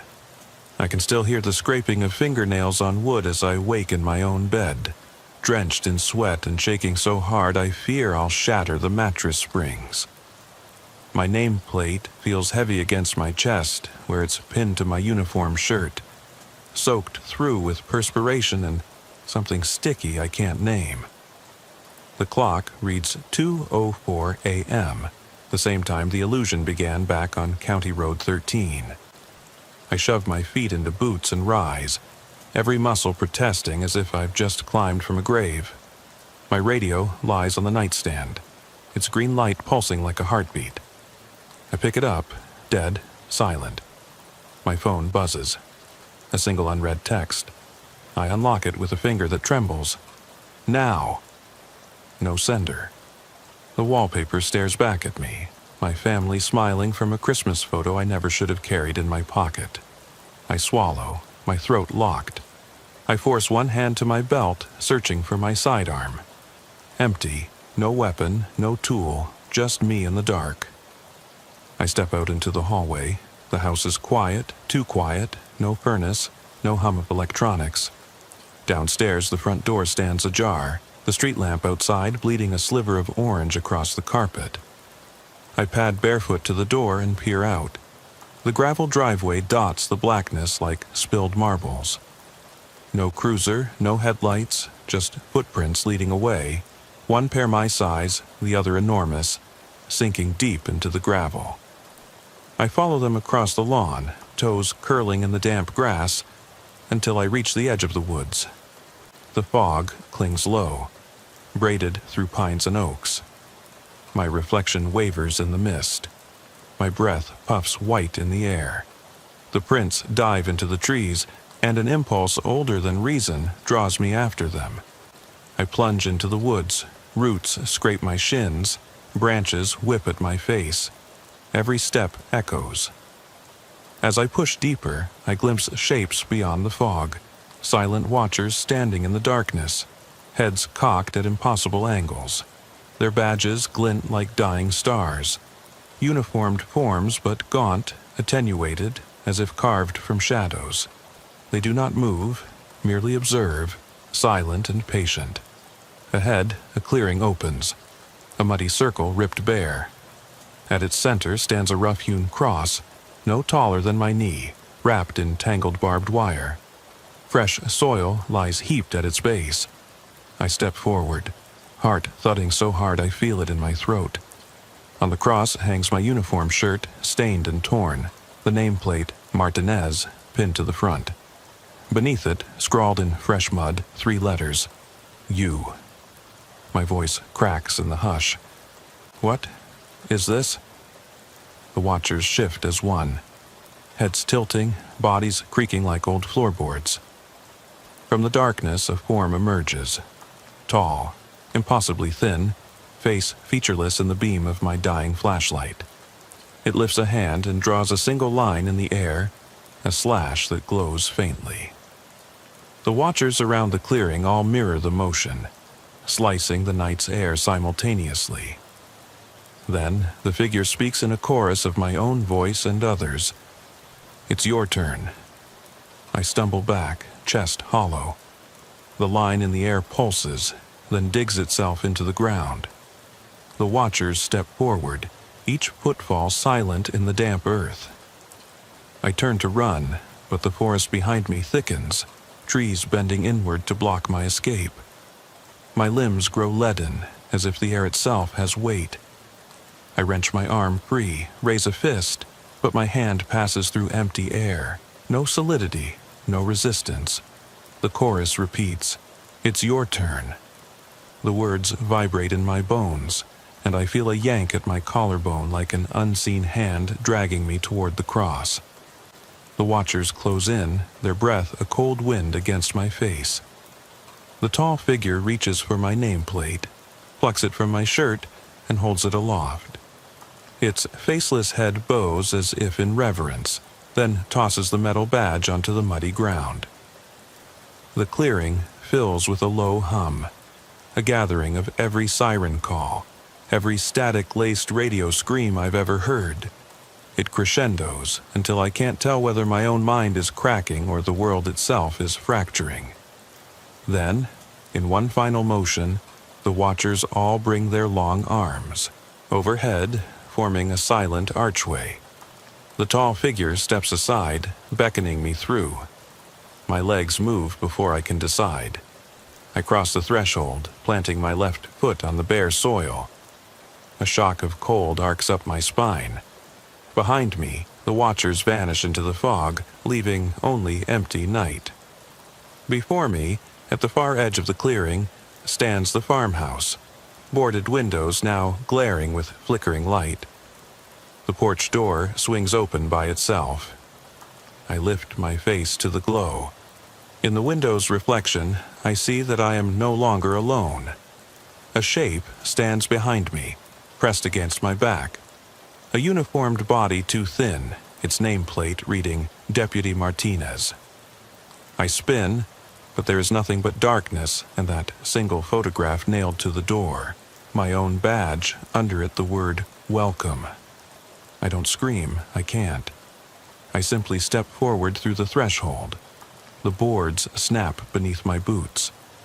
Inside, the living room is unchanged. Harvest photos on the walls, an empty chair by the fireplace. But on the mantel lies my service weapon, holster empty. Beneath it, carved into the wood in fresh, dark letters, "Join us." I hear the door creak shut behind me. The lights flicker, and then, almost imperceptibly, I feel the weight of another nameplate pressing into my back. My own face staring out from behind me, eyes empty hollows. The door locks itself, and as the light goes out, I realize I have no plan to escape. I pull onto the cracked asphalt of County Road 42 just after midnight, the engine's hum echoing in the silent cab of my cruiser. I'm Deputy Mike Lawson, and at 14 years behind this wheel, I've grown used to the empty stretch between Redwood and Reed Lake, but never to its quiet. Tonight, the radio chatter has sputtered to a hush, as if the night itself swallowed every signal. My headlights catch broken reflectors, and the occasional tumbleweed drifting like a lost child. Fingers tight around the steering wheel, I remind myself, stay alert. The call came in 20 minutes ago. A man electrocuted in his own workshop. The dispatcher's voice sounded twitchy, keyed up on static. He said it looked like an accident. I've seen my share of sloppy wiring and ruined thermostats, but something about the tone made my gut knot. Echo Lake, 3 miles north, dark as ink. Gravel crackles beneath my boots as I step out. The door thuds shut, and the cruiser's lights flick off behind me. A single lamp bulb swings on the porch of the Reynolds cabin, catching half its flicker in a slow, fearful cycle. I cross the porch, jaw tight. The cabin's screen door fights its hinges with a low squeal. Inside, shadow and toolboxes. The air tastes of burnt copper and something else, ozone, like the moment before a storm breaks. On the bench, coils of copper wire loop in deliberate patterns. An extension cord drapes over metal, the frayed end still sparking faintly. And there he is. Paul Reynolds slumped at the console, forearms charred. No blood pools at his feet, just a thick crust of singed fabric. I catch his breath and kneel beside him, hand hovering before slipping away. Late model mechanical engineer, weekend tinkerer, or so his ID read. I button up my jacket, lace on latex gloves, and move his journal out of harm's way. The pages are creased and stained. Scribbled at the bottom of each entry, 40 years buried won't stay buried. No flourish, just that sentence, repeated like a dying prayer. I lift my gaze and notice the rig's fine-tuned dials are set to frequencies below 30 hertz, a range meant to vibrate through rock. Some deep earth experiment gone sideways. Reed Lake sits 300 feet below the ridge where the old Forest Service monitoring tower once stood. They tore it down in '73 after 6 weeks of operation. Rumor said men heard things in the walls. I edge toward the console, where a small recorder rests. My thumb skips its play switch, and static hisses until a thin, raspy voice emerges. 40 years buried won't stay buried. No echo, no crackle, despite the interference. It feels as though the man is leaning close, speaking into my ear. My breath catches. I switch off the recorder, palms slick. I call it in. Evidence found, victim deceased, probable homicide. Back in the cruiser, I park under a starless sky. Sweat beads at my hairline despite the cold. I flick the recorder on speaker, static again, followed by that same clip, played at intervals no human could manage. I clutch the wheel, eyes stinging from the recorder's glow. This is beyond a miswired outlet. At the station, I dig into Reynolds' background. No priors. Solid employment in Boise, commuting every weekend. The cabin's deed shows it built on reclaimed Foundation Road, where that FS tower once stood. No one local speaks of it, only whispers at the diner, hushed between coffee sips. They say the men who built the tower in March '73 packed up, in April, left nails and nails of wire behind. Some workers vanished without a trace, lanterns discovered swinging in the dark woods. Authority deemed it personal matters, closed the files and moved on. Now Reynolds lies under a sheet in the coroner's cooler, his rig dismantled and bagged as the evidence. I zone out on the drive back to his cabin at dawn, the eastern sky bruising into gray. Gravel and dew cling to my boots. Half-light brings out the workshop's details. Coils painted with notes in Sharpie. Floorboards scorched. I bag every component, every page of that journal. Heading home, I pass the gravel pit where the tower once stood. The site is fenced off now, warning signs posted for trespassers. I park beyond the gate, engine idling so I can listen. Radio set to emergency channel, nothing but silence. Then, beneath the quiet, the faint hum of machinery, deep, pulsing, and a whisper. You shouldn't be here. No crackle, no static, just the words. My heart hammers. I kick the door open, sprint across gravel toward the pit's edge, and my boots sink in soft dirt. The hum stops. The night returns. My chest heaves. Whatever played that voice wasn't a speaker or a prank. Something deep in the earth answered Reynolds' rig, and now it knows I'm here. I lock my cruiser and head back to the station with one thought driving me. Find out what happened in '73, because if someone buried secrets beneath that tower, and they're still echoing through rock and water, then I'm on the trail of something that shouldn't be disturbed. And at this point, I'm not sure I want to be the one who hears the answer. The engine's rumble fades as I step out of the cruiser, the weight of what I heard pressing on my chest. The fence around the old pit is cooler than the night air, metal posts slick with dew. I pull my jacket tighter and run my gloved hand along the chain link. The echo of that voice still rings in my ears. Not a recording, not an accident. Something alive down there. I move off the gravel, boots sinking into soft earth where grass has grown back. The flat land slopes gently toward the water. At the base of the pit, where the tower once stood, there's a rusty hatch half buried by years of wind-blown sediment. Cold metal glints under my flashlight beam. My breath hitches. I drop to one knee, fingers tracing the hatch's outline. It's too small to fit a body, but just big enough for cables or pipes. Things buried long ago and forgotten. Hudson's uniform jacket hangs on the back of my chair at home, but tonight I need gloves, these boots. I unsnap the latch with a reluctant tug. It resists once, twice, then gives a soft creak that sounds like a moan. The hatch swings inward to reveal a dark cavity. A faint hiss escapes, like air leaking from a punctured bladder. My stomach sinks. My mind floods with stories I've heard about caverns collapsing back in the Ozarks, how you go down and never come up. But the pit floor's only 2 feet below the hatch, so it can't be deep. I shine my light inside, concrete walls, wet streaks where water trickles down, pooling at my feet.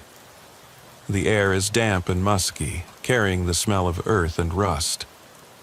Then beneath that, a distant throbbing, like a motor idling far away. My radio crackles to life. "Lawson?" The dispatcher's voice is softer than usual. "You there, deputy?" "I'm fine," I manage, voice hoarse. "Just checking the site. Reynolds' case might be linked." I don't mention the voice, not yet. I dial in my report and grab a roll of caution tape from my vest. I string it around the pit's perimeter. "No entry," I mutter. Whatever lies beneath stays there until I get the experts. But when I climb back into the cruiser, my gut tells me I'm already too late. I'm the one who opened it. By sunrise, I'm at the station's records room, sifting through old case files. Officers rarely destroy paperwork. It stacks up in cardboard boxes, bound with rubber bands or crumbling tape. Box 73-14 has "Lost Creek Tower" scrawled across the top in faded marker. I pry it open and slip on rubber gloves. Inside, weather logs, equipment manifests, an early map marking the tower's GPS coordinates, and then handwritten reports from Deputy Tom Willis. His handwriting is neat, almost clinical, until the note on page 12. Heard a voice at 0200 hours, not a broadcast, a man calling my name. Below it, in red pen, investigated. Found nothing. Willis's report states he returned that night with 2 deputies, a stakeout in the pit, but found only his own shaken reflection in the water's surface. He logged no injuries, no missing persons, but his final note, typed at the station, says he left the force days later. The reason? Personal health concerns? His letter states. No elaboration. The clerk's margin note reads, "Night terrors?" I leaned back, rereading, unable to sleep.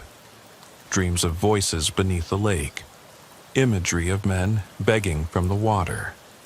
Underneath, family concerned. Recommend psychological evaluation. I close the file with a sharp snap, heart pounding. The air-conditioned hush of the records room feels too quiet. I need something more concrete than latent paranoia. I grab the portable audio recorder, PAR, from evidence. Reynolds' rig is decommissioned, but I need a baseline. I head back out, back to the pit, parking near the creek that drains under the fence. Night falls quicker now. The sky is overcast, full of low clouds swallowing moonlight. I set the PAR on a tripod, mic pointed at the hatch. I engage record. Static hums, then nothing. I stand perfectly still, boots planted on grass slick with dew. The wind whispers through the pines. I tell myself it's just weather. Then the hum returns. Soft at first, pulsing, like blood in your ears. I check my cuffs, no wireless transmitters. My radio is off. The buzz grows into a low mechanical drone. My throat tightens. I whisper, "Hello?" The mic picks it up, faint. "Hello?" My blood turns to ice. I step back, strapped flashlight in hand, trembling. The words are guttural, slowed, deliberate. The pattern, so similar to Reynolds' recording, it's unmistakable. "Who are you?" I breathe. Static crackles. Then, "You, here." The voice warps into something guttural. I grab the par and stumble back, tears stinging from adrenaline. Back in the cruiser, I press play. The recording rings in the cab. "You, here." Extended pause. Then the unmistakable line. 40 years buried won't stay buried. I drop the device, trembling. This isn't just equipment feedback, it's communication. Someone, something, is talking back. And it knows my questions. It understands fear. For the next 3 nights, I patrol the roads surrounding Reed Lake. I scout the boat launch, the abandoned lodges, and the overgrown trailhead where timber workers once stashed their packs. Each time, I'm drawn back to that pit. On night 2, the transmitter hums on its own. On night 3, I swear I saw a silhouette slipping between trees, following me. I confront shadows with the spotlight only to find empty trunks. My partner, Benson, notices my drawn face. He asks if I'm all right. I lie, says indigestion. But by night 4, Benson's backup becomes necessary. A seasoned deputy, he volunteers. Together, we man the stakeout at the pit. We set up floodlights and coffee. The cold seeps into our bones. Hours pass in strained silence until a low humming starts. The lights flicker. The microphone picks up a whisper.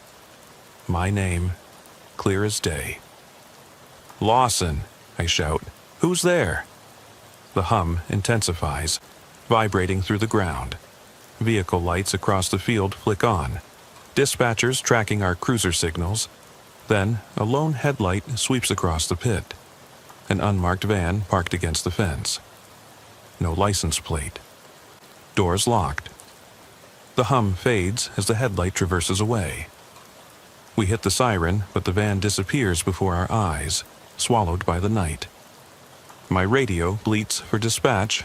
No answer. Frequency's lost. Benson's voice is tight. "You good, Mike?" I swallow, nod. "Yeah." But my eyes betray me. The next dawn, I find Benson's thermos abandoned on the dashboard, its coffee cold and crusted. On the hatch, scratched into wet dirt, are words. "Tell him it's still here." I kneel, heart hammering. My badge feels heavier tonight. I tape over the hatch, lock it, and contact the county coroner. Request a full autopsy re-examination of Reynolds. Then I drive home. The road is empty, but in my rearview mirror I glimpse headlights, just one pair, tailing me for a mile before fading into darkness. At home, I try to sleep. My bed is too small for unrest. In the silence of my living room, I play the recordings on loop, ear to the speaker. Each time, the voice changes. A new word, a new inflection. It's learning. I finish the night rereading Willis's files. I call June Willis, the deputy's widow. She answers on the first ring, voice brittle. "I saw your report," she says. "You're picking up what he heard." I swallow. "Tell me, Mrs. Willis, what else did he say?" She pauses. "He told me. It spoke of water and steel. Said it waited where the tower stood. Said it would sing until someone listened." The line goes dead. My heart freezes. I lean back in my chair, staring at Reynolds's journal sitting on my desk, open to the last page. It's waiting, listening. 40 years buried won't stay buried. The dawn paints stale light through the blinds. I realize the voice isn't begging for rescue. It's taunting. It's alive beneath the lake. in the bones of that tower's foundation, in the earth itself. It knows we're coming. And now it's choosing its next listener. I wake to my phone, buzzing on the nightstand. It's Benson. "Meet me at the station, Lawson," he says. There's tension in his voice I haven't heard before. I pull on yesterday's clothes, jeans, boots still muddy, and drive through deserted streets, headlights catching stray shopping carts and the occasional shuttered storefront. At the station, Benson paces the break room, coffee untouched on the table. "I checked property records," he says.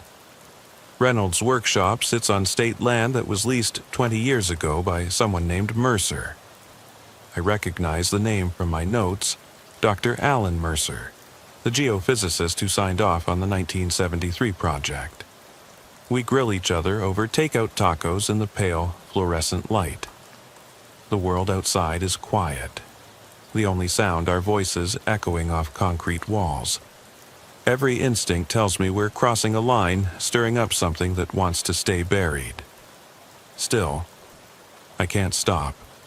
Benson drills down on Mercer's last known address, a weathered ranch house 50 miles east near the former dam site on Lost Creek. Neighbors describe him as reclusive, rarely seen, but they mention late-night low-frequency hums and an unmarked white van parked by the outbuilding. "Sounded like he was running equipment after dark," one neighbor told Benson. "We decide to move tonight." I grab my gear, handheld radio, flashlight with a charged battery, and Reynolds' recorder taped to the console. I leave Benson with orders to keep our cruiser's engine running, lights off, ready to chase. We drive in silence down winding highways, radios muted, my heart pounding in rhythm with the turn signals. About a mile from Mercer's place, we switch off headlights and creep along a dirt road lined with pines. The only illumination comes from the full moon peeking through branches.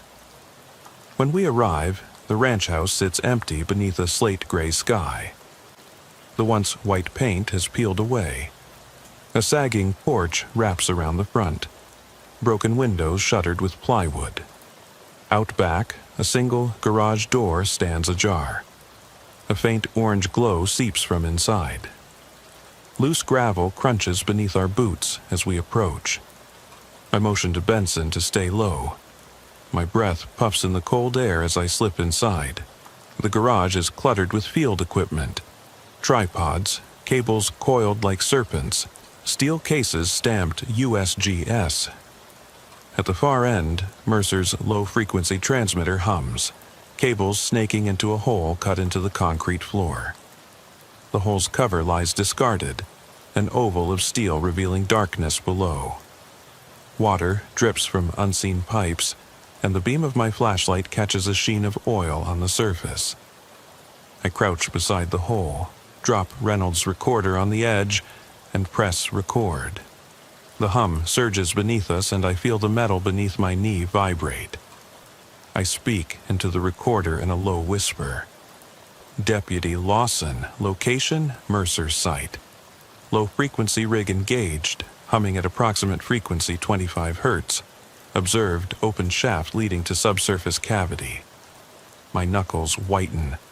Suddenly, the hum shifts, warping into a higher pitch, then dropping again in a stuttered rhythm. It sounds almost vocal, like the growl of an engine, and then I make out words, slow and deliberate, from the cavern's depths. "You came back." My blood runs cold. I yank the recorder back and palm the collar of my jacket, feeling Benson's presence behind me. He flicks on his flashlight and sweeps the beam across the floor. Then I hear it. Soft footsteps echoing from beneath the garage. My heart hammers as I shine my light into the shaft. At the bottom, dim shapes shift. Cables coil like giant worms, broken lanterns half buried in mud, and a small stack of notebooks bound in yellowing tape. I exchange a look with Benson. "We're not alone," I whisper. Above us, The garage door creaks. I swing my light toward it and catch a glimpse of a tall shadow slipping behind the house. My skin prickles. Someone's been here, watching our every move. Benson coughs. "Damn it, Mike, what do we do?" I scan the garage. The transmitter's controls glow with blinking LEDs. If I shut it down, maybe we stop the voice. But if I do, I lose my chance to record evidence. And what if the voice merely goes quieter and returns elsewhere? I clear my throat. We record first. I set up the tripod and angle the recorder back toward the shaft. My pulse throbs in my temples.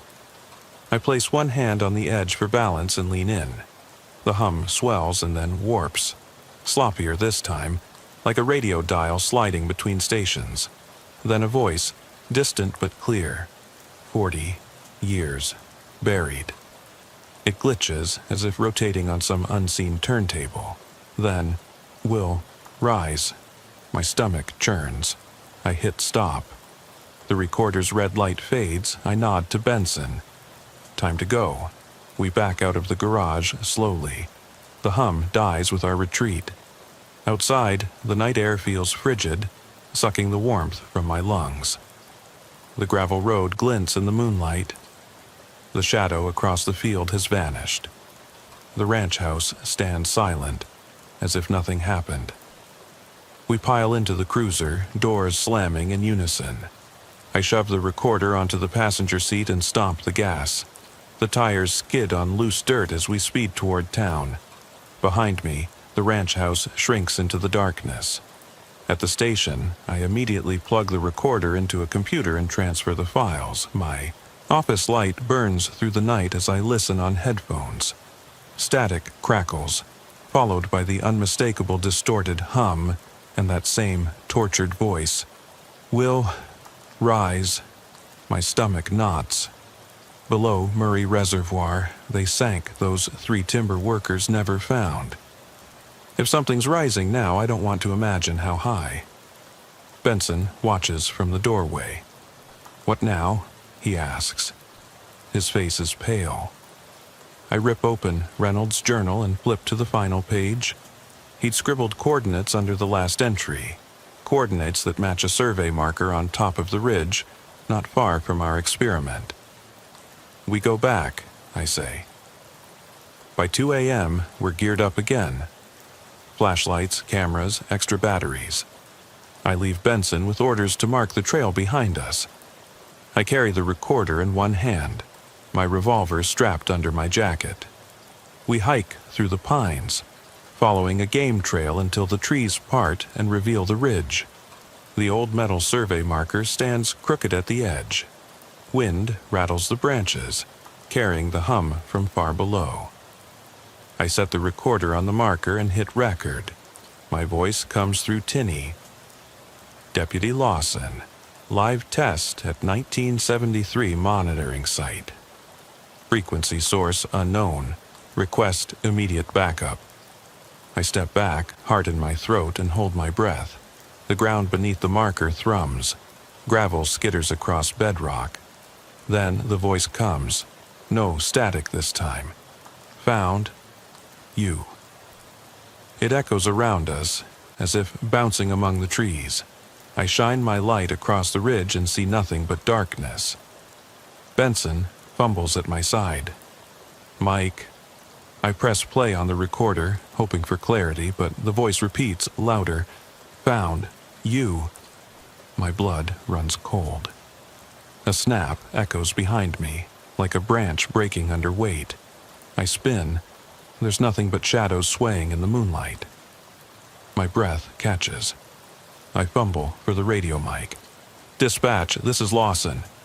Silence. My stomach lurches. The woods feel alive, watching.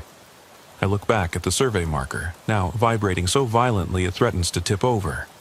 The voice repeats again, from every direction. "Found you." I grab Benson's arm. "Run." We sprint down the ridge, scrambling over roots and loose rock. The recording slashes gritty static on my jacket zipper. Behind us, Branches snap in rapid succession, chasing us into pitch-black forest. We spill onto the gravel road, gasping, boots skidding. The cruiser's headlights streak ahead, our only salvation. I shove the recorder into the front seat and throw myself into the driver's side. Benson leaps in as I slam the door. I gun the engine without waiting for him to buckle.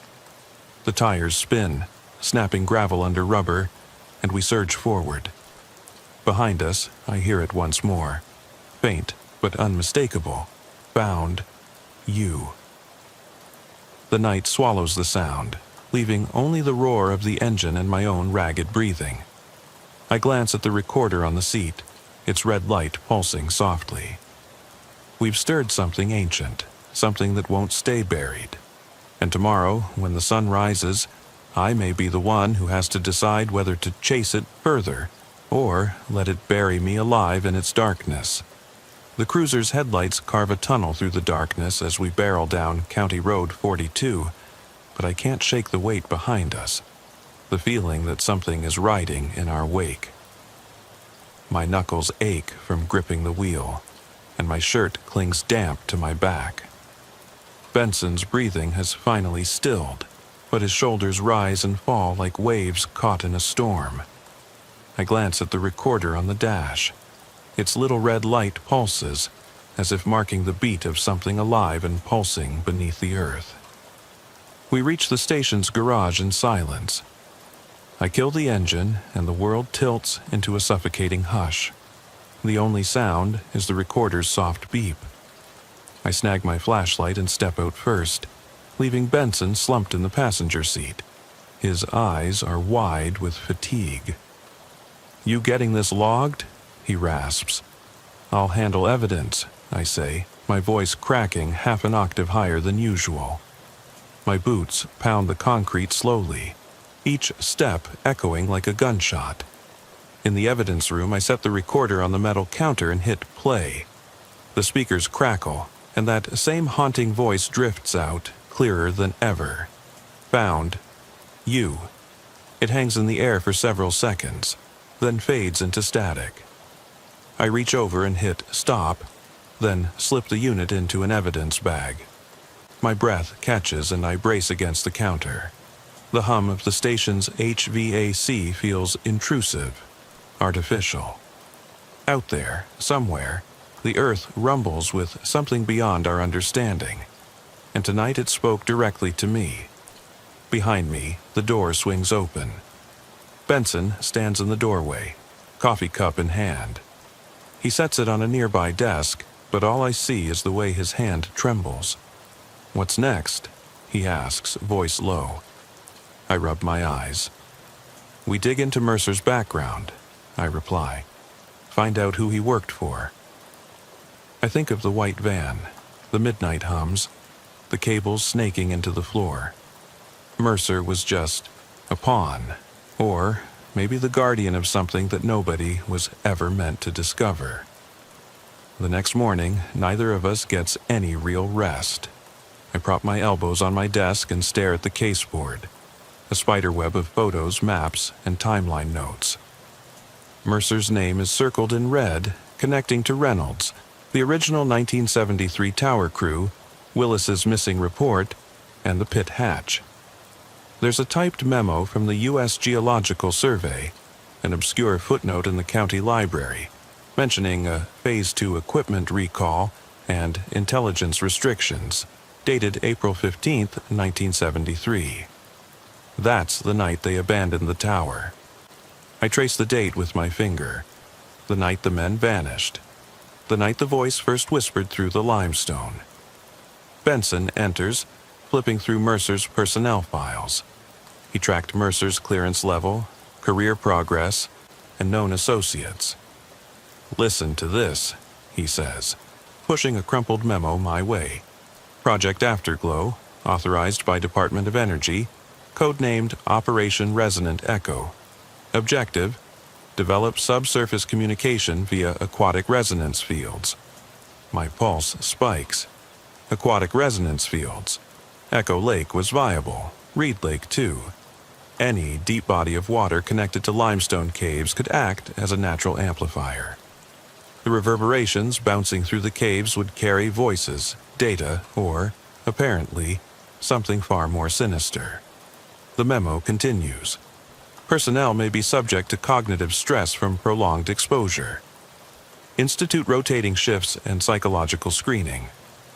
And in handwritten margins, monitor for anomalies. Limit public disclosure.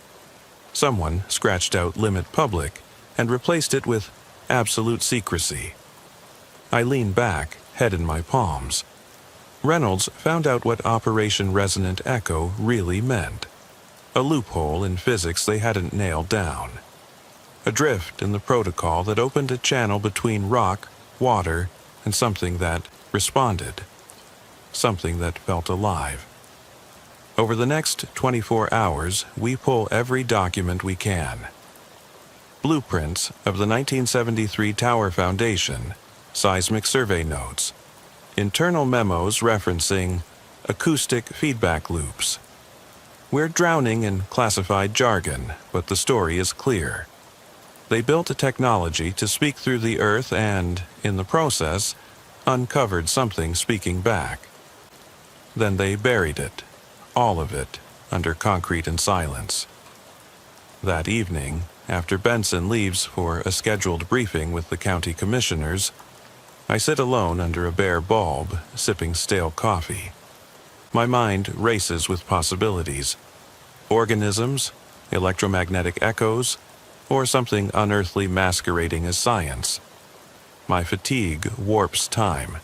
Each minute stretches into eternity. Then the station's phone rings, jolting me upright. It's dispatch. Deputy Lawson, you need to come in. There's been an incident. My heart lurches. What happened? It's Benson. He's at the hospital. He saw something. I speed to the local clinic, lights off, racing against dread. When I arrive, security lets me through, and I find Benson in a curtained corner. His eyes are glassy, haunted. He won't meet my gaze. I sit beside him, hand on his shoulder. What did you see? He swallows hard. I went to check the old site, he says, voice trembling. The pit.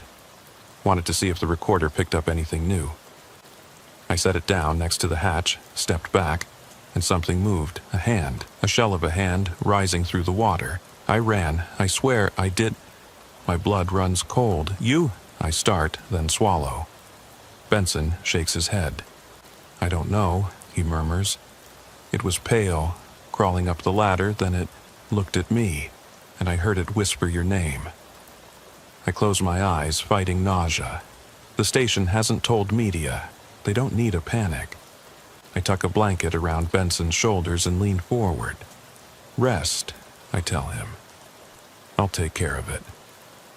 Back in my cruiser, I drive to the pit alone. The moon is a sliver in the sky. The chain-link fence stands silent sentinel. I hop over and cross the grass, every blade damp with dew. The hatch is closed. Benson sealed it before going to the hospital, but I can still hear the hum, faint and distant, like a heartbeat echoing through my ribs. I place my palm on the hatch, chest pressed to cold steel. My breath fogs the metal. I speak softly. Words meant for whoever, or whatever, is down there. You're not done. I'll find you. Below me, the earth responds with a low, warm pulse. I step back. My flashlight catches something scratched into the hatch's rim. A single word, jagged and deep. Soon. My vision blurs with adrenaline and exhaustion. I stumble backward, turn on my heel, and sprint back to the cruiser. The morning horizon bleeds into the sky just as I slam the door shut and gun the engine. But as I pull away, the recorder on the passenger seat clicks on by itself. Through the static, a voice drips like molasses. Soon. I don't know how long I drive before streetlights mark the edge of town, but I do know this. Whatever I've unleashed beneath the earth, I can't bury it again. And each night the whisper grows stronger, calling my name, pulling me back to a place where time has no meaning, and the voices of the buried will not stay silent. I wake to the pounding of rain on my window and the distant rumble of thunder, but sleep has long since abandoned me. My eyes flick open at 2:13 a.m., exactly the time Benson shot awake last night, drenched in sweat, whispering that he'd heard a footstep behind him in the hospital corridor. I pull on a jacket and boots, ignoring the knot in my gut. The hatch at Reed Lake won't wait for daylight. Outside, the sky is a bruise of dark clouds, and the only light comes from my cruiser's headlights cutting through the downpour. The wipers slap frantically, mirroring the hammering in my chest.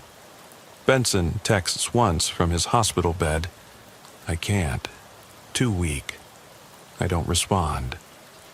I pull onto County Road 42, water spraying from my tires, and flick my radio off. No traffic out here at this hour. Not even a deer dared show itself last night when I parked near the hatch.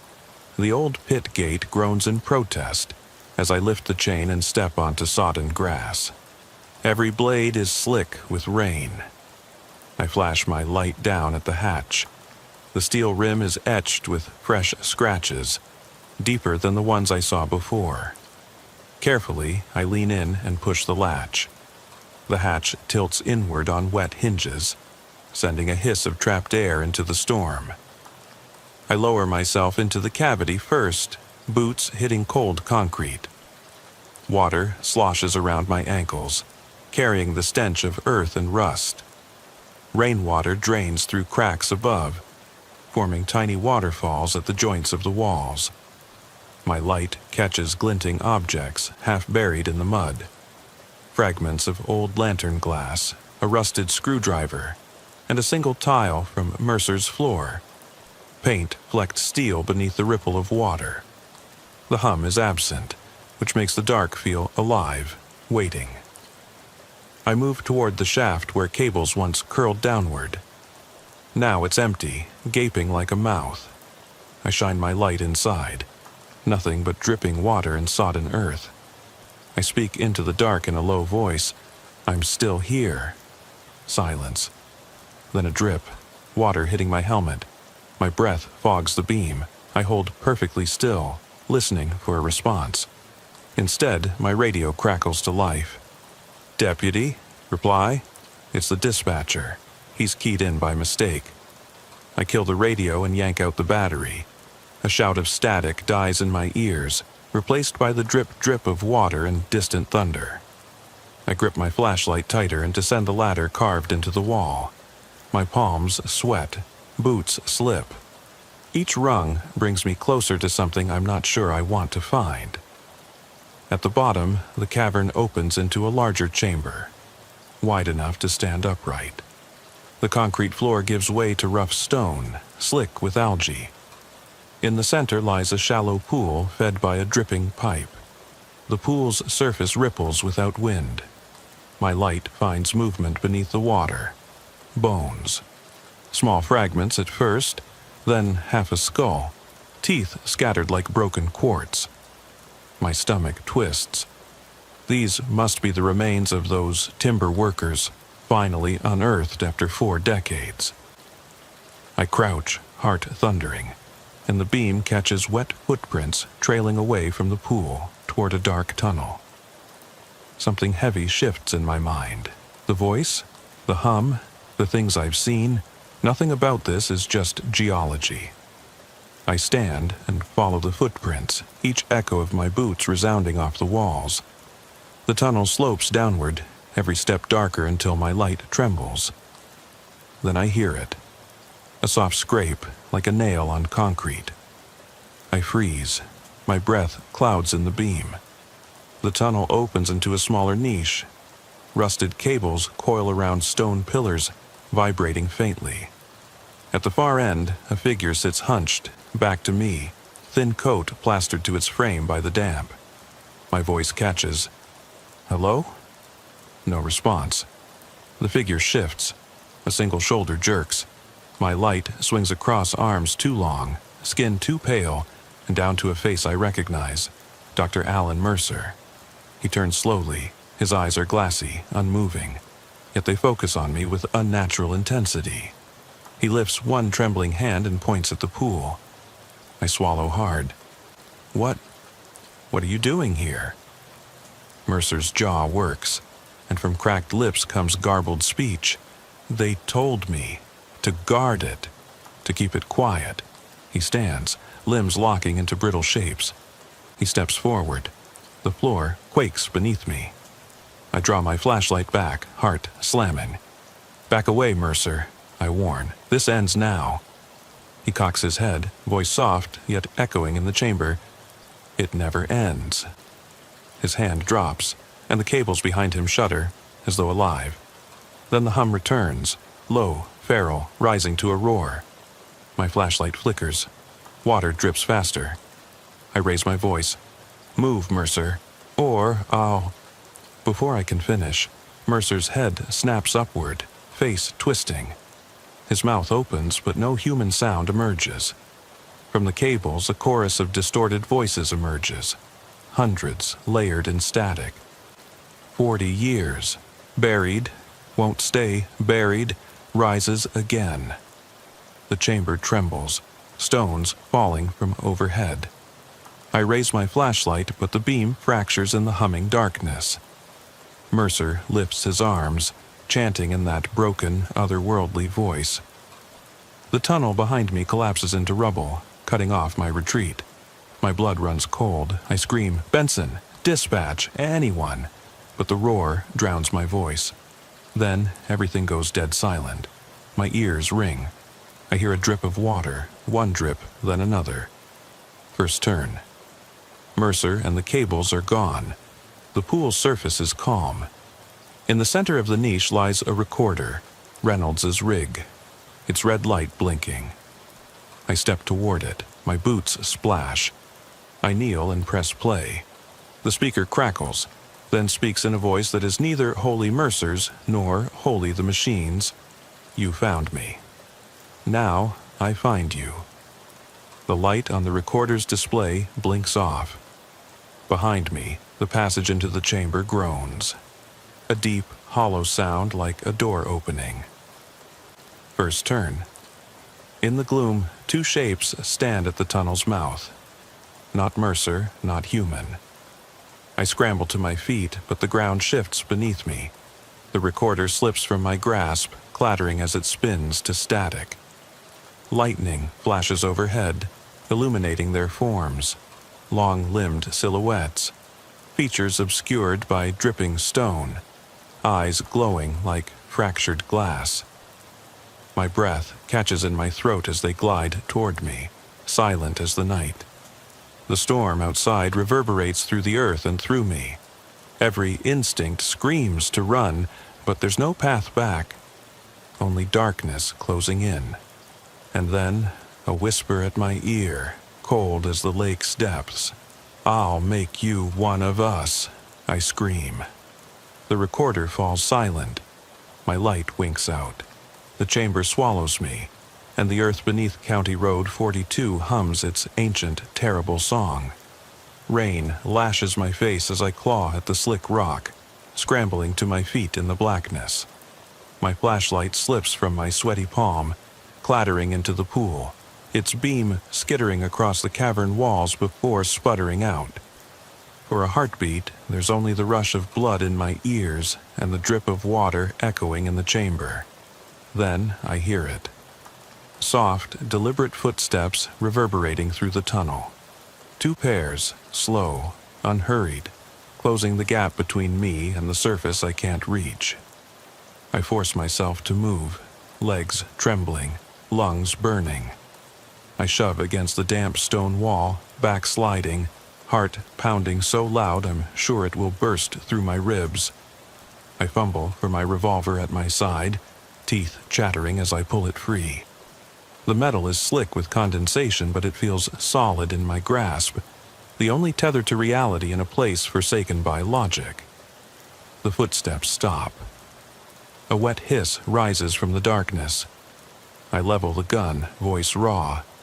Show yourself. No answer. just the hiss, growing louder, as if something is slithering through the water toward me. My finger tightens on the trigger. Every part of me wants to run, but I know there is no running.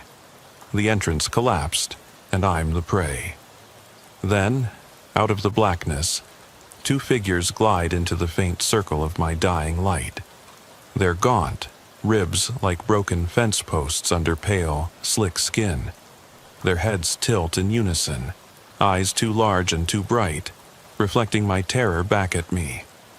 They move closer, dragging water in their wake, limbs bending at impossible angles. My throat closes. I fire. The shot echoes like thunder, ricocheting off stone and water. One creature convulses, releasing a high keening shriek that shreds my eardrums. The other stops, head cocked, blinking once before it hisses, an inhuman rasp that makes my skin crawl.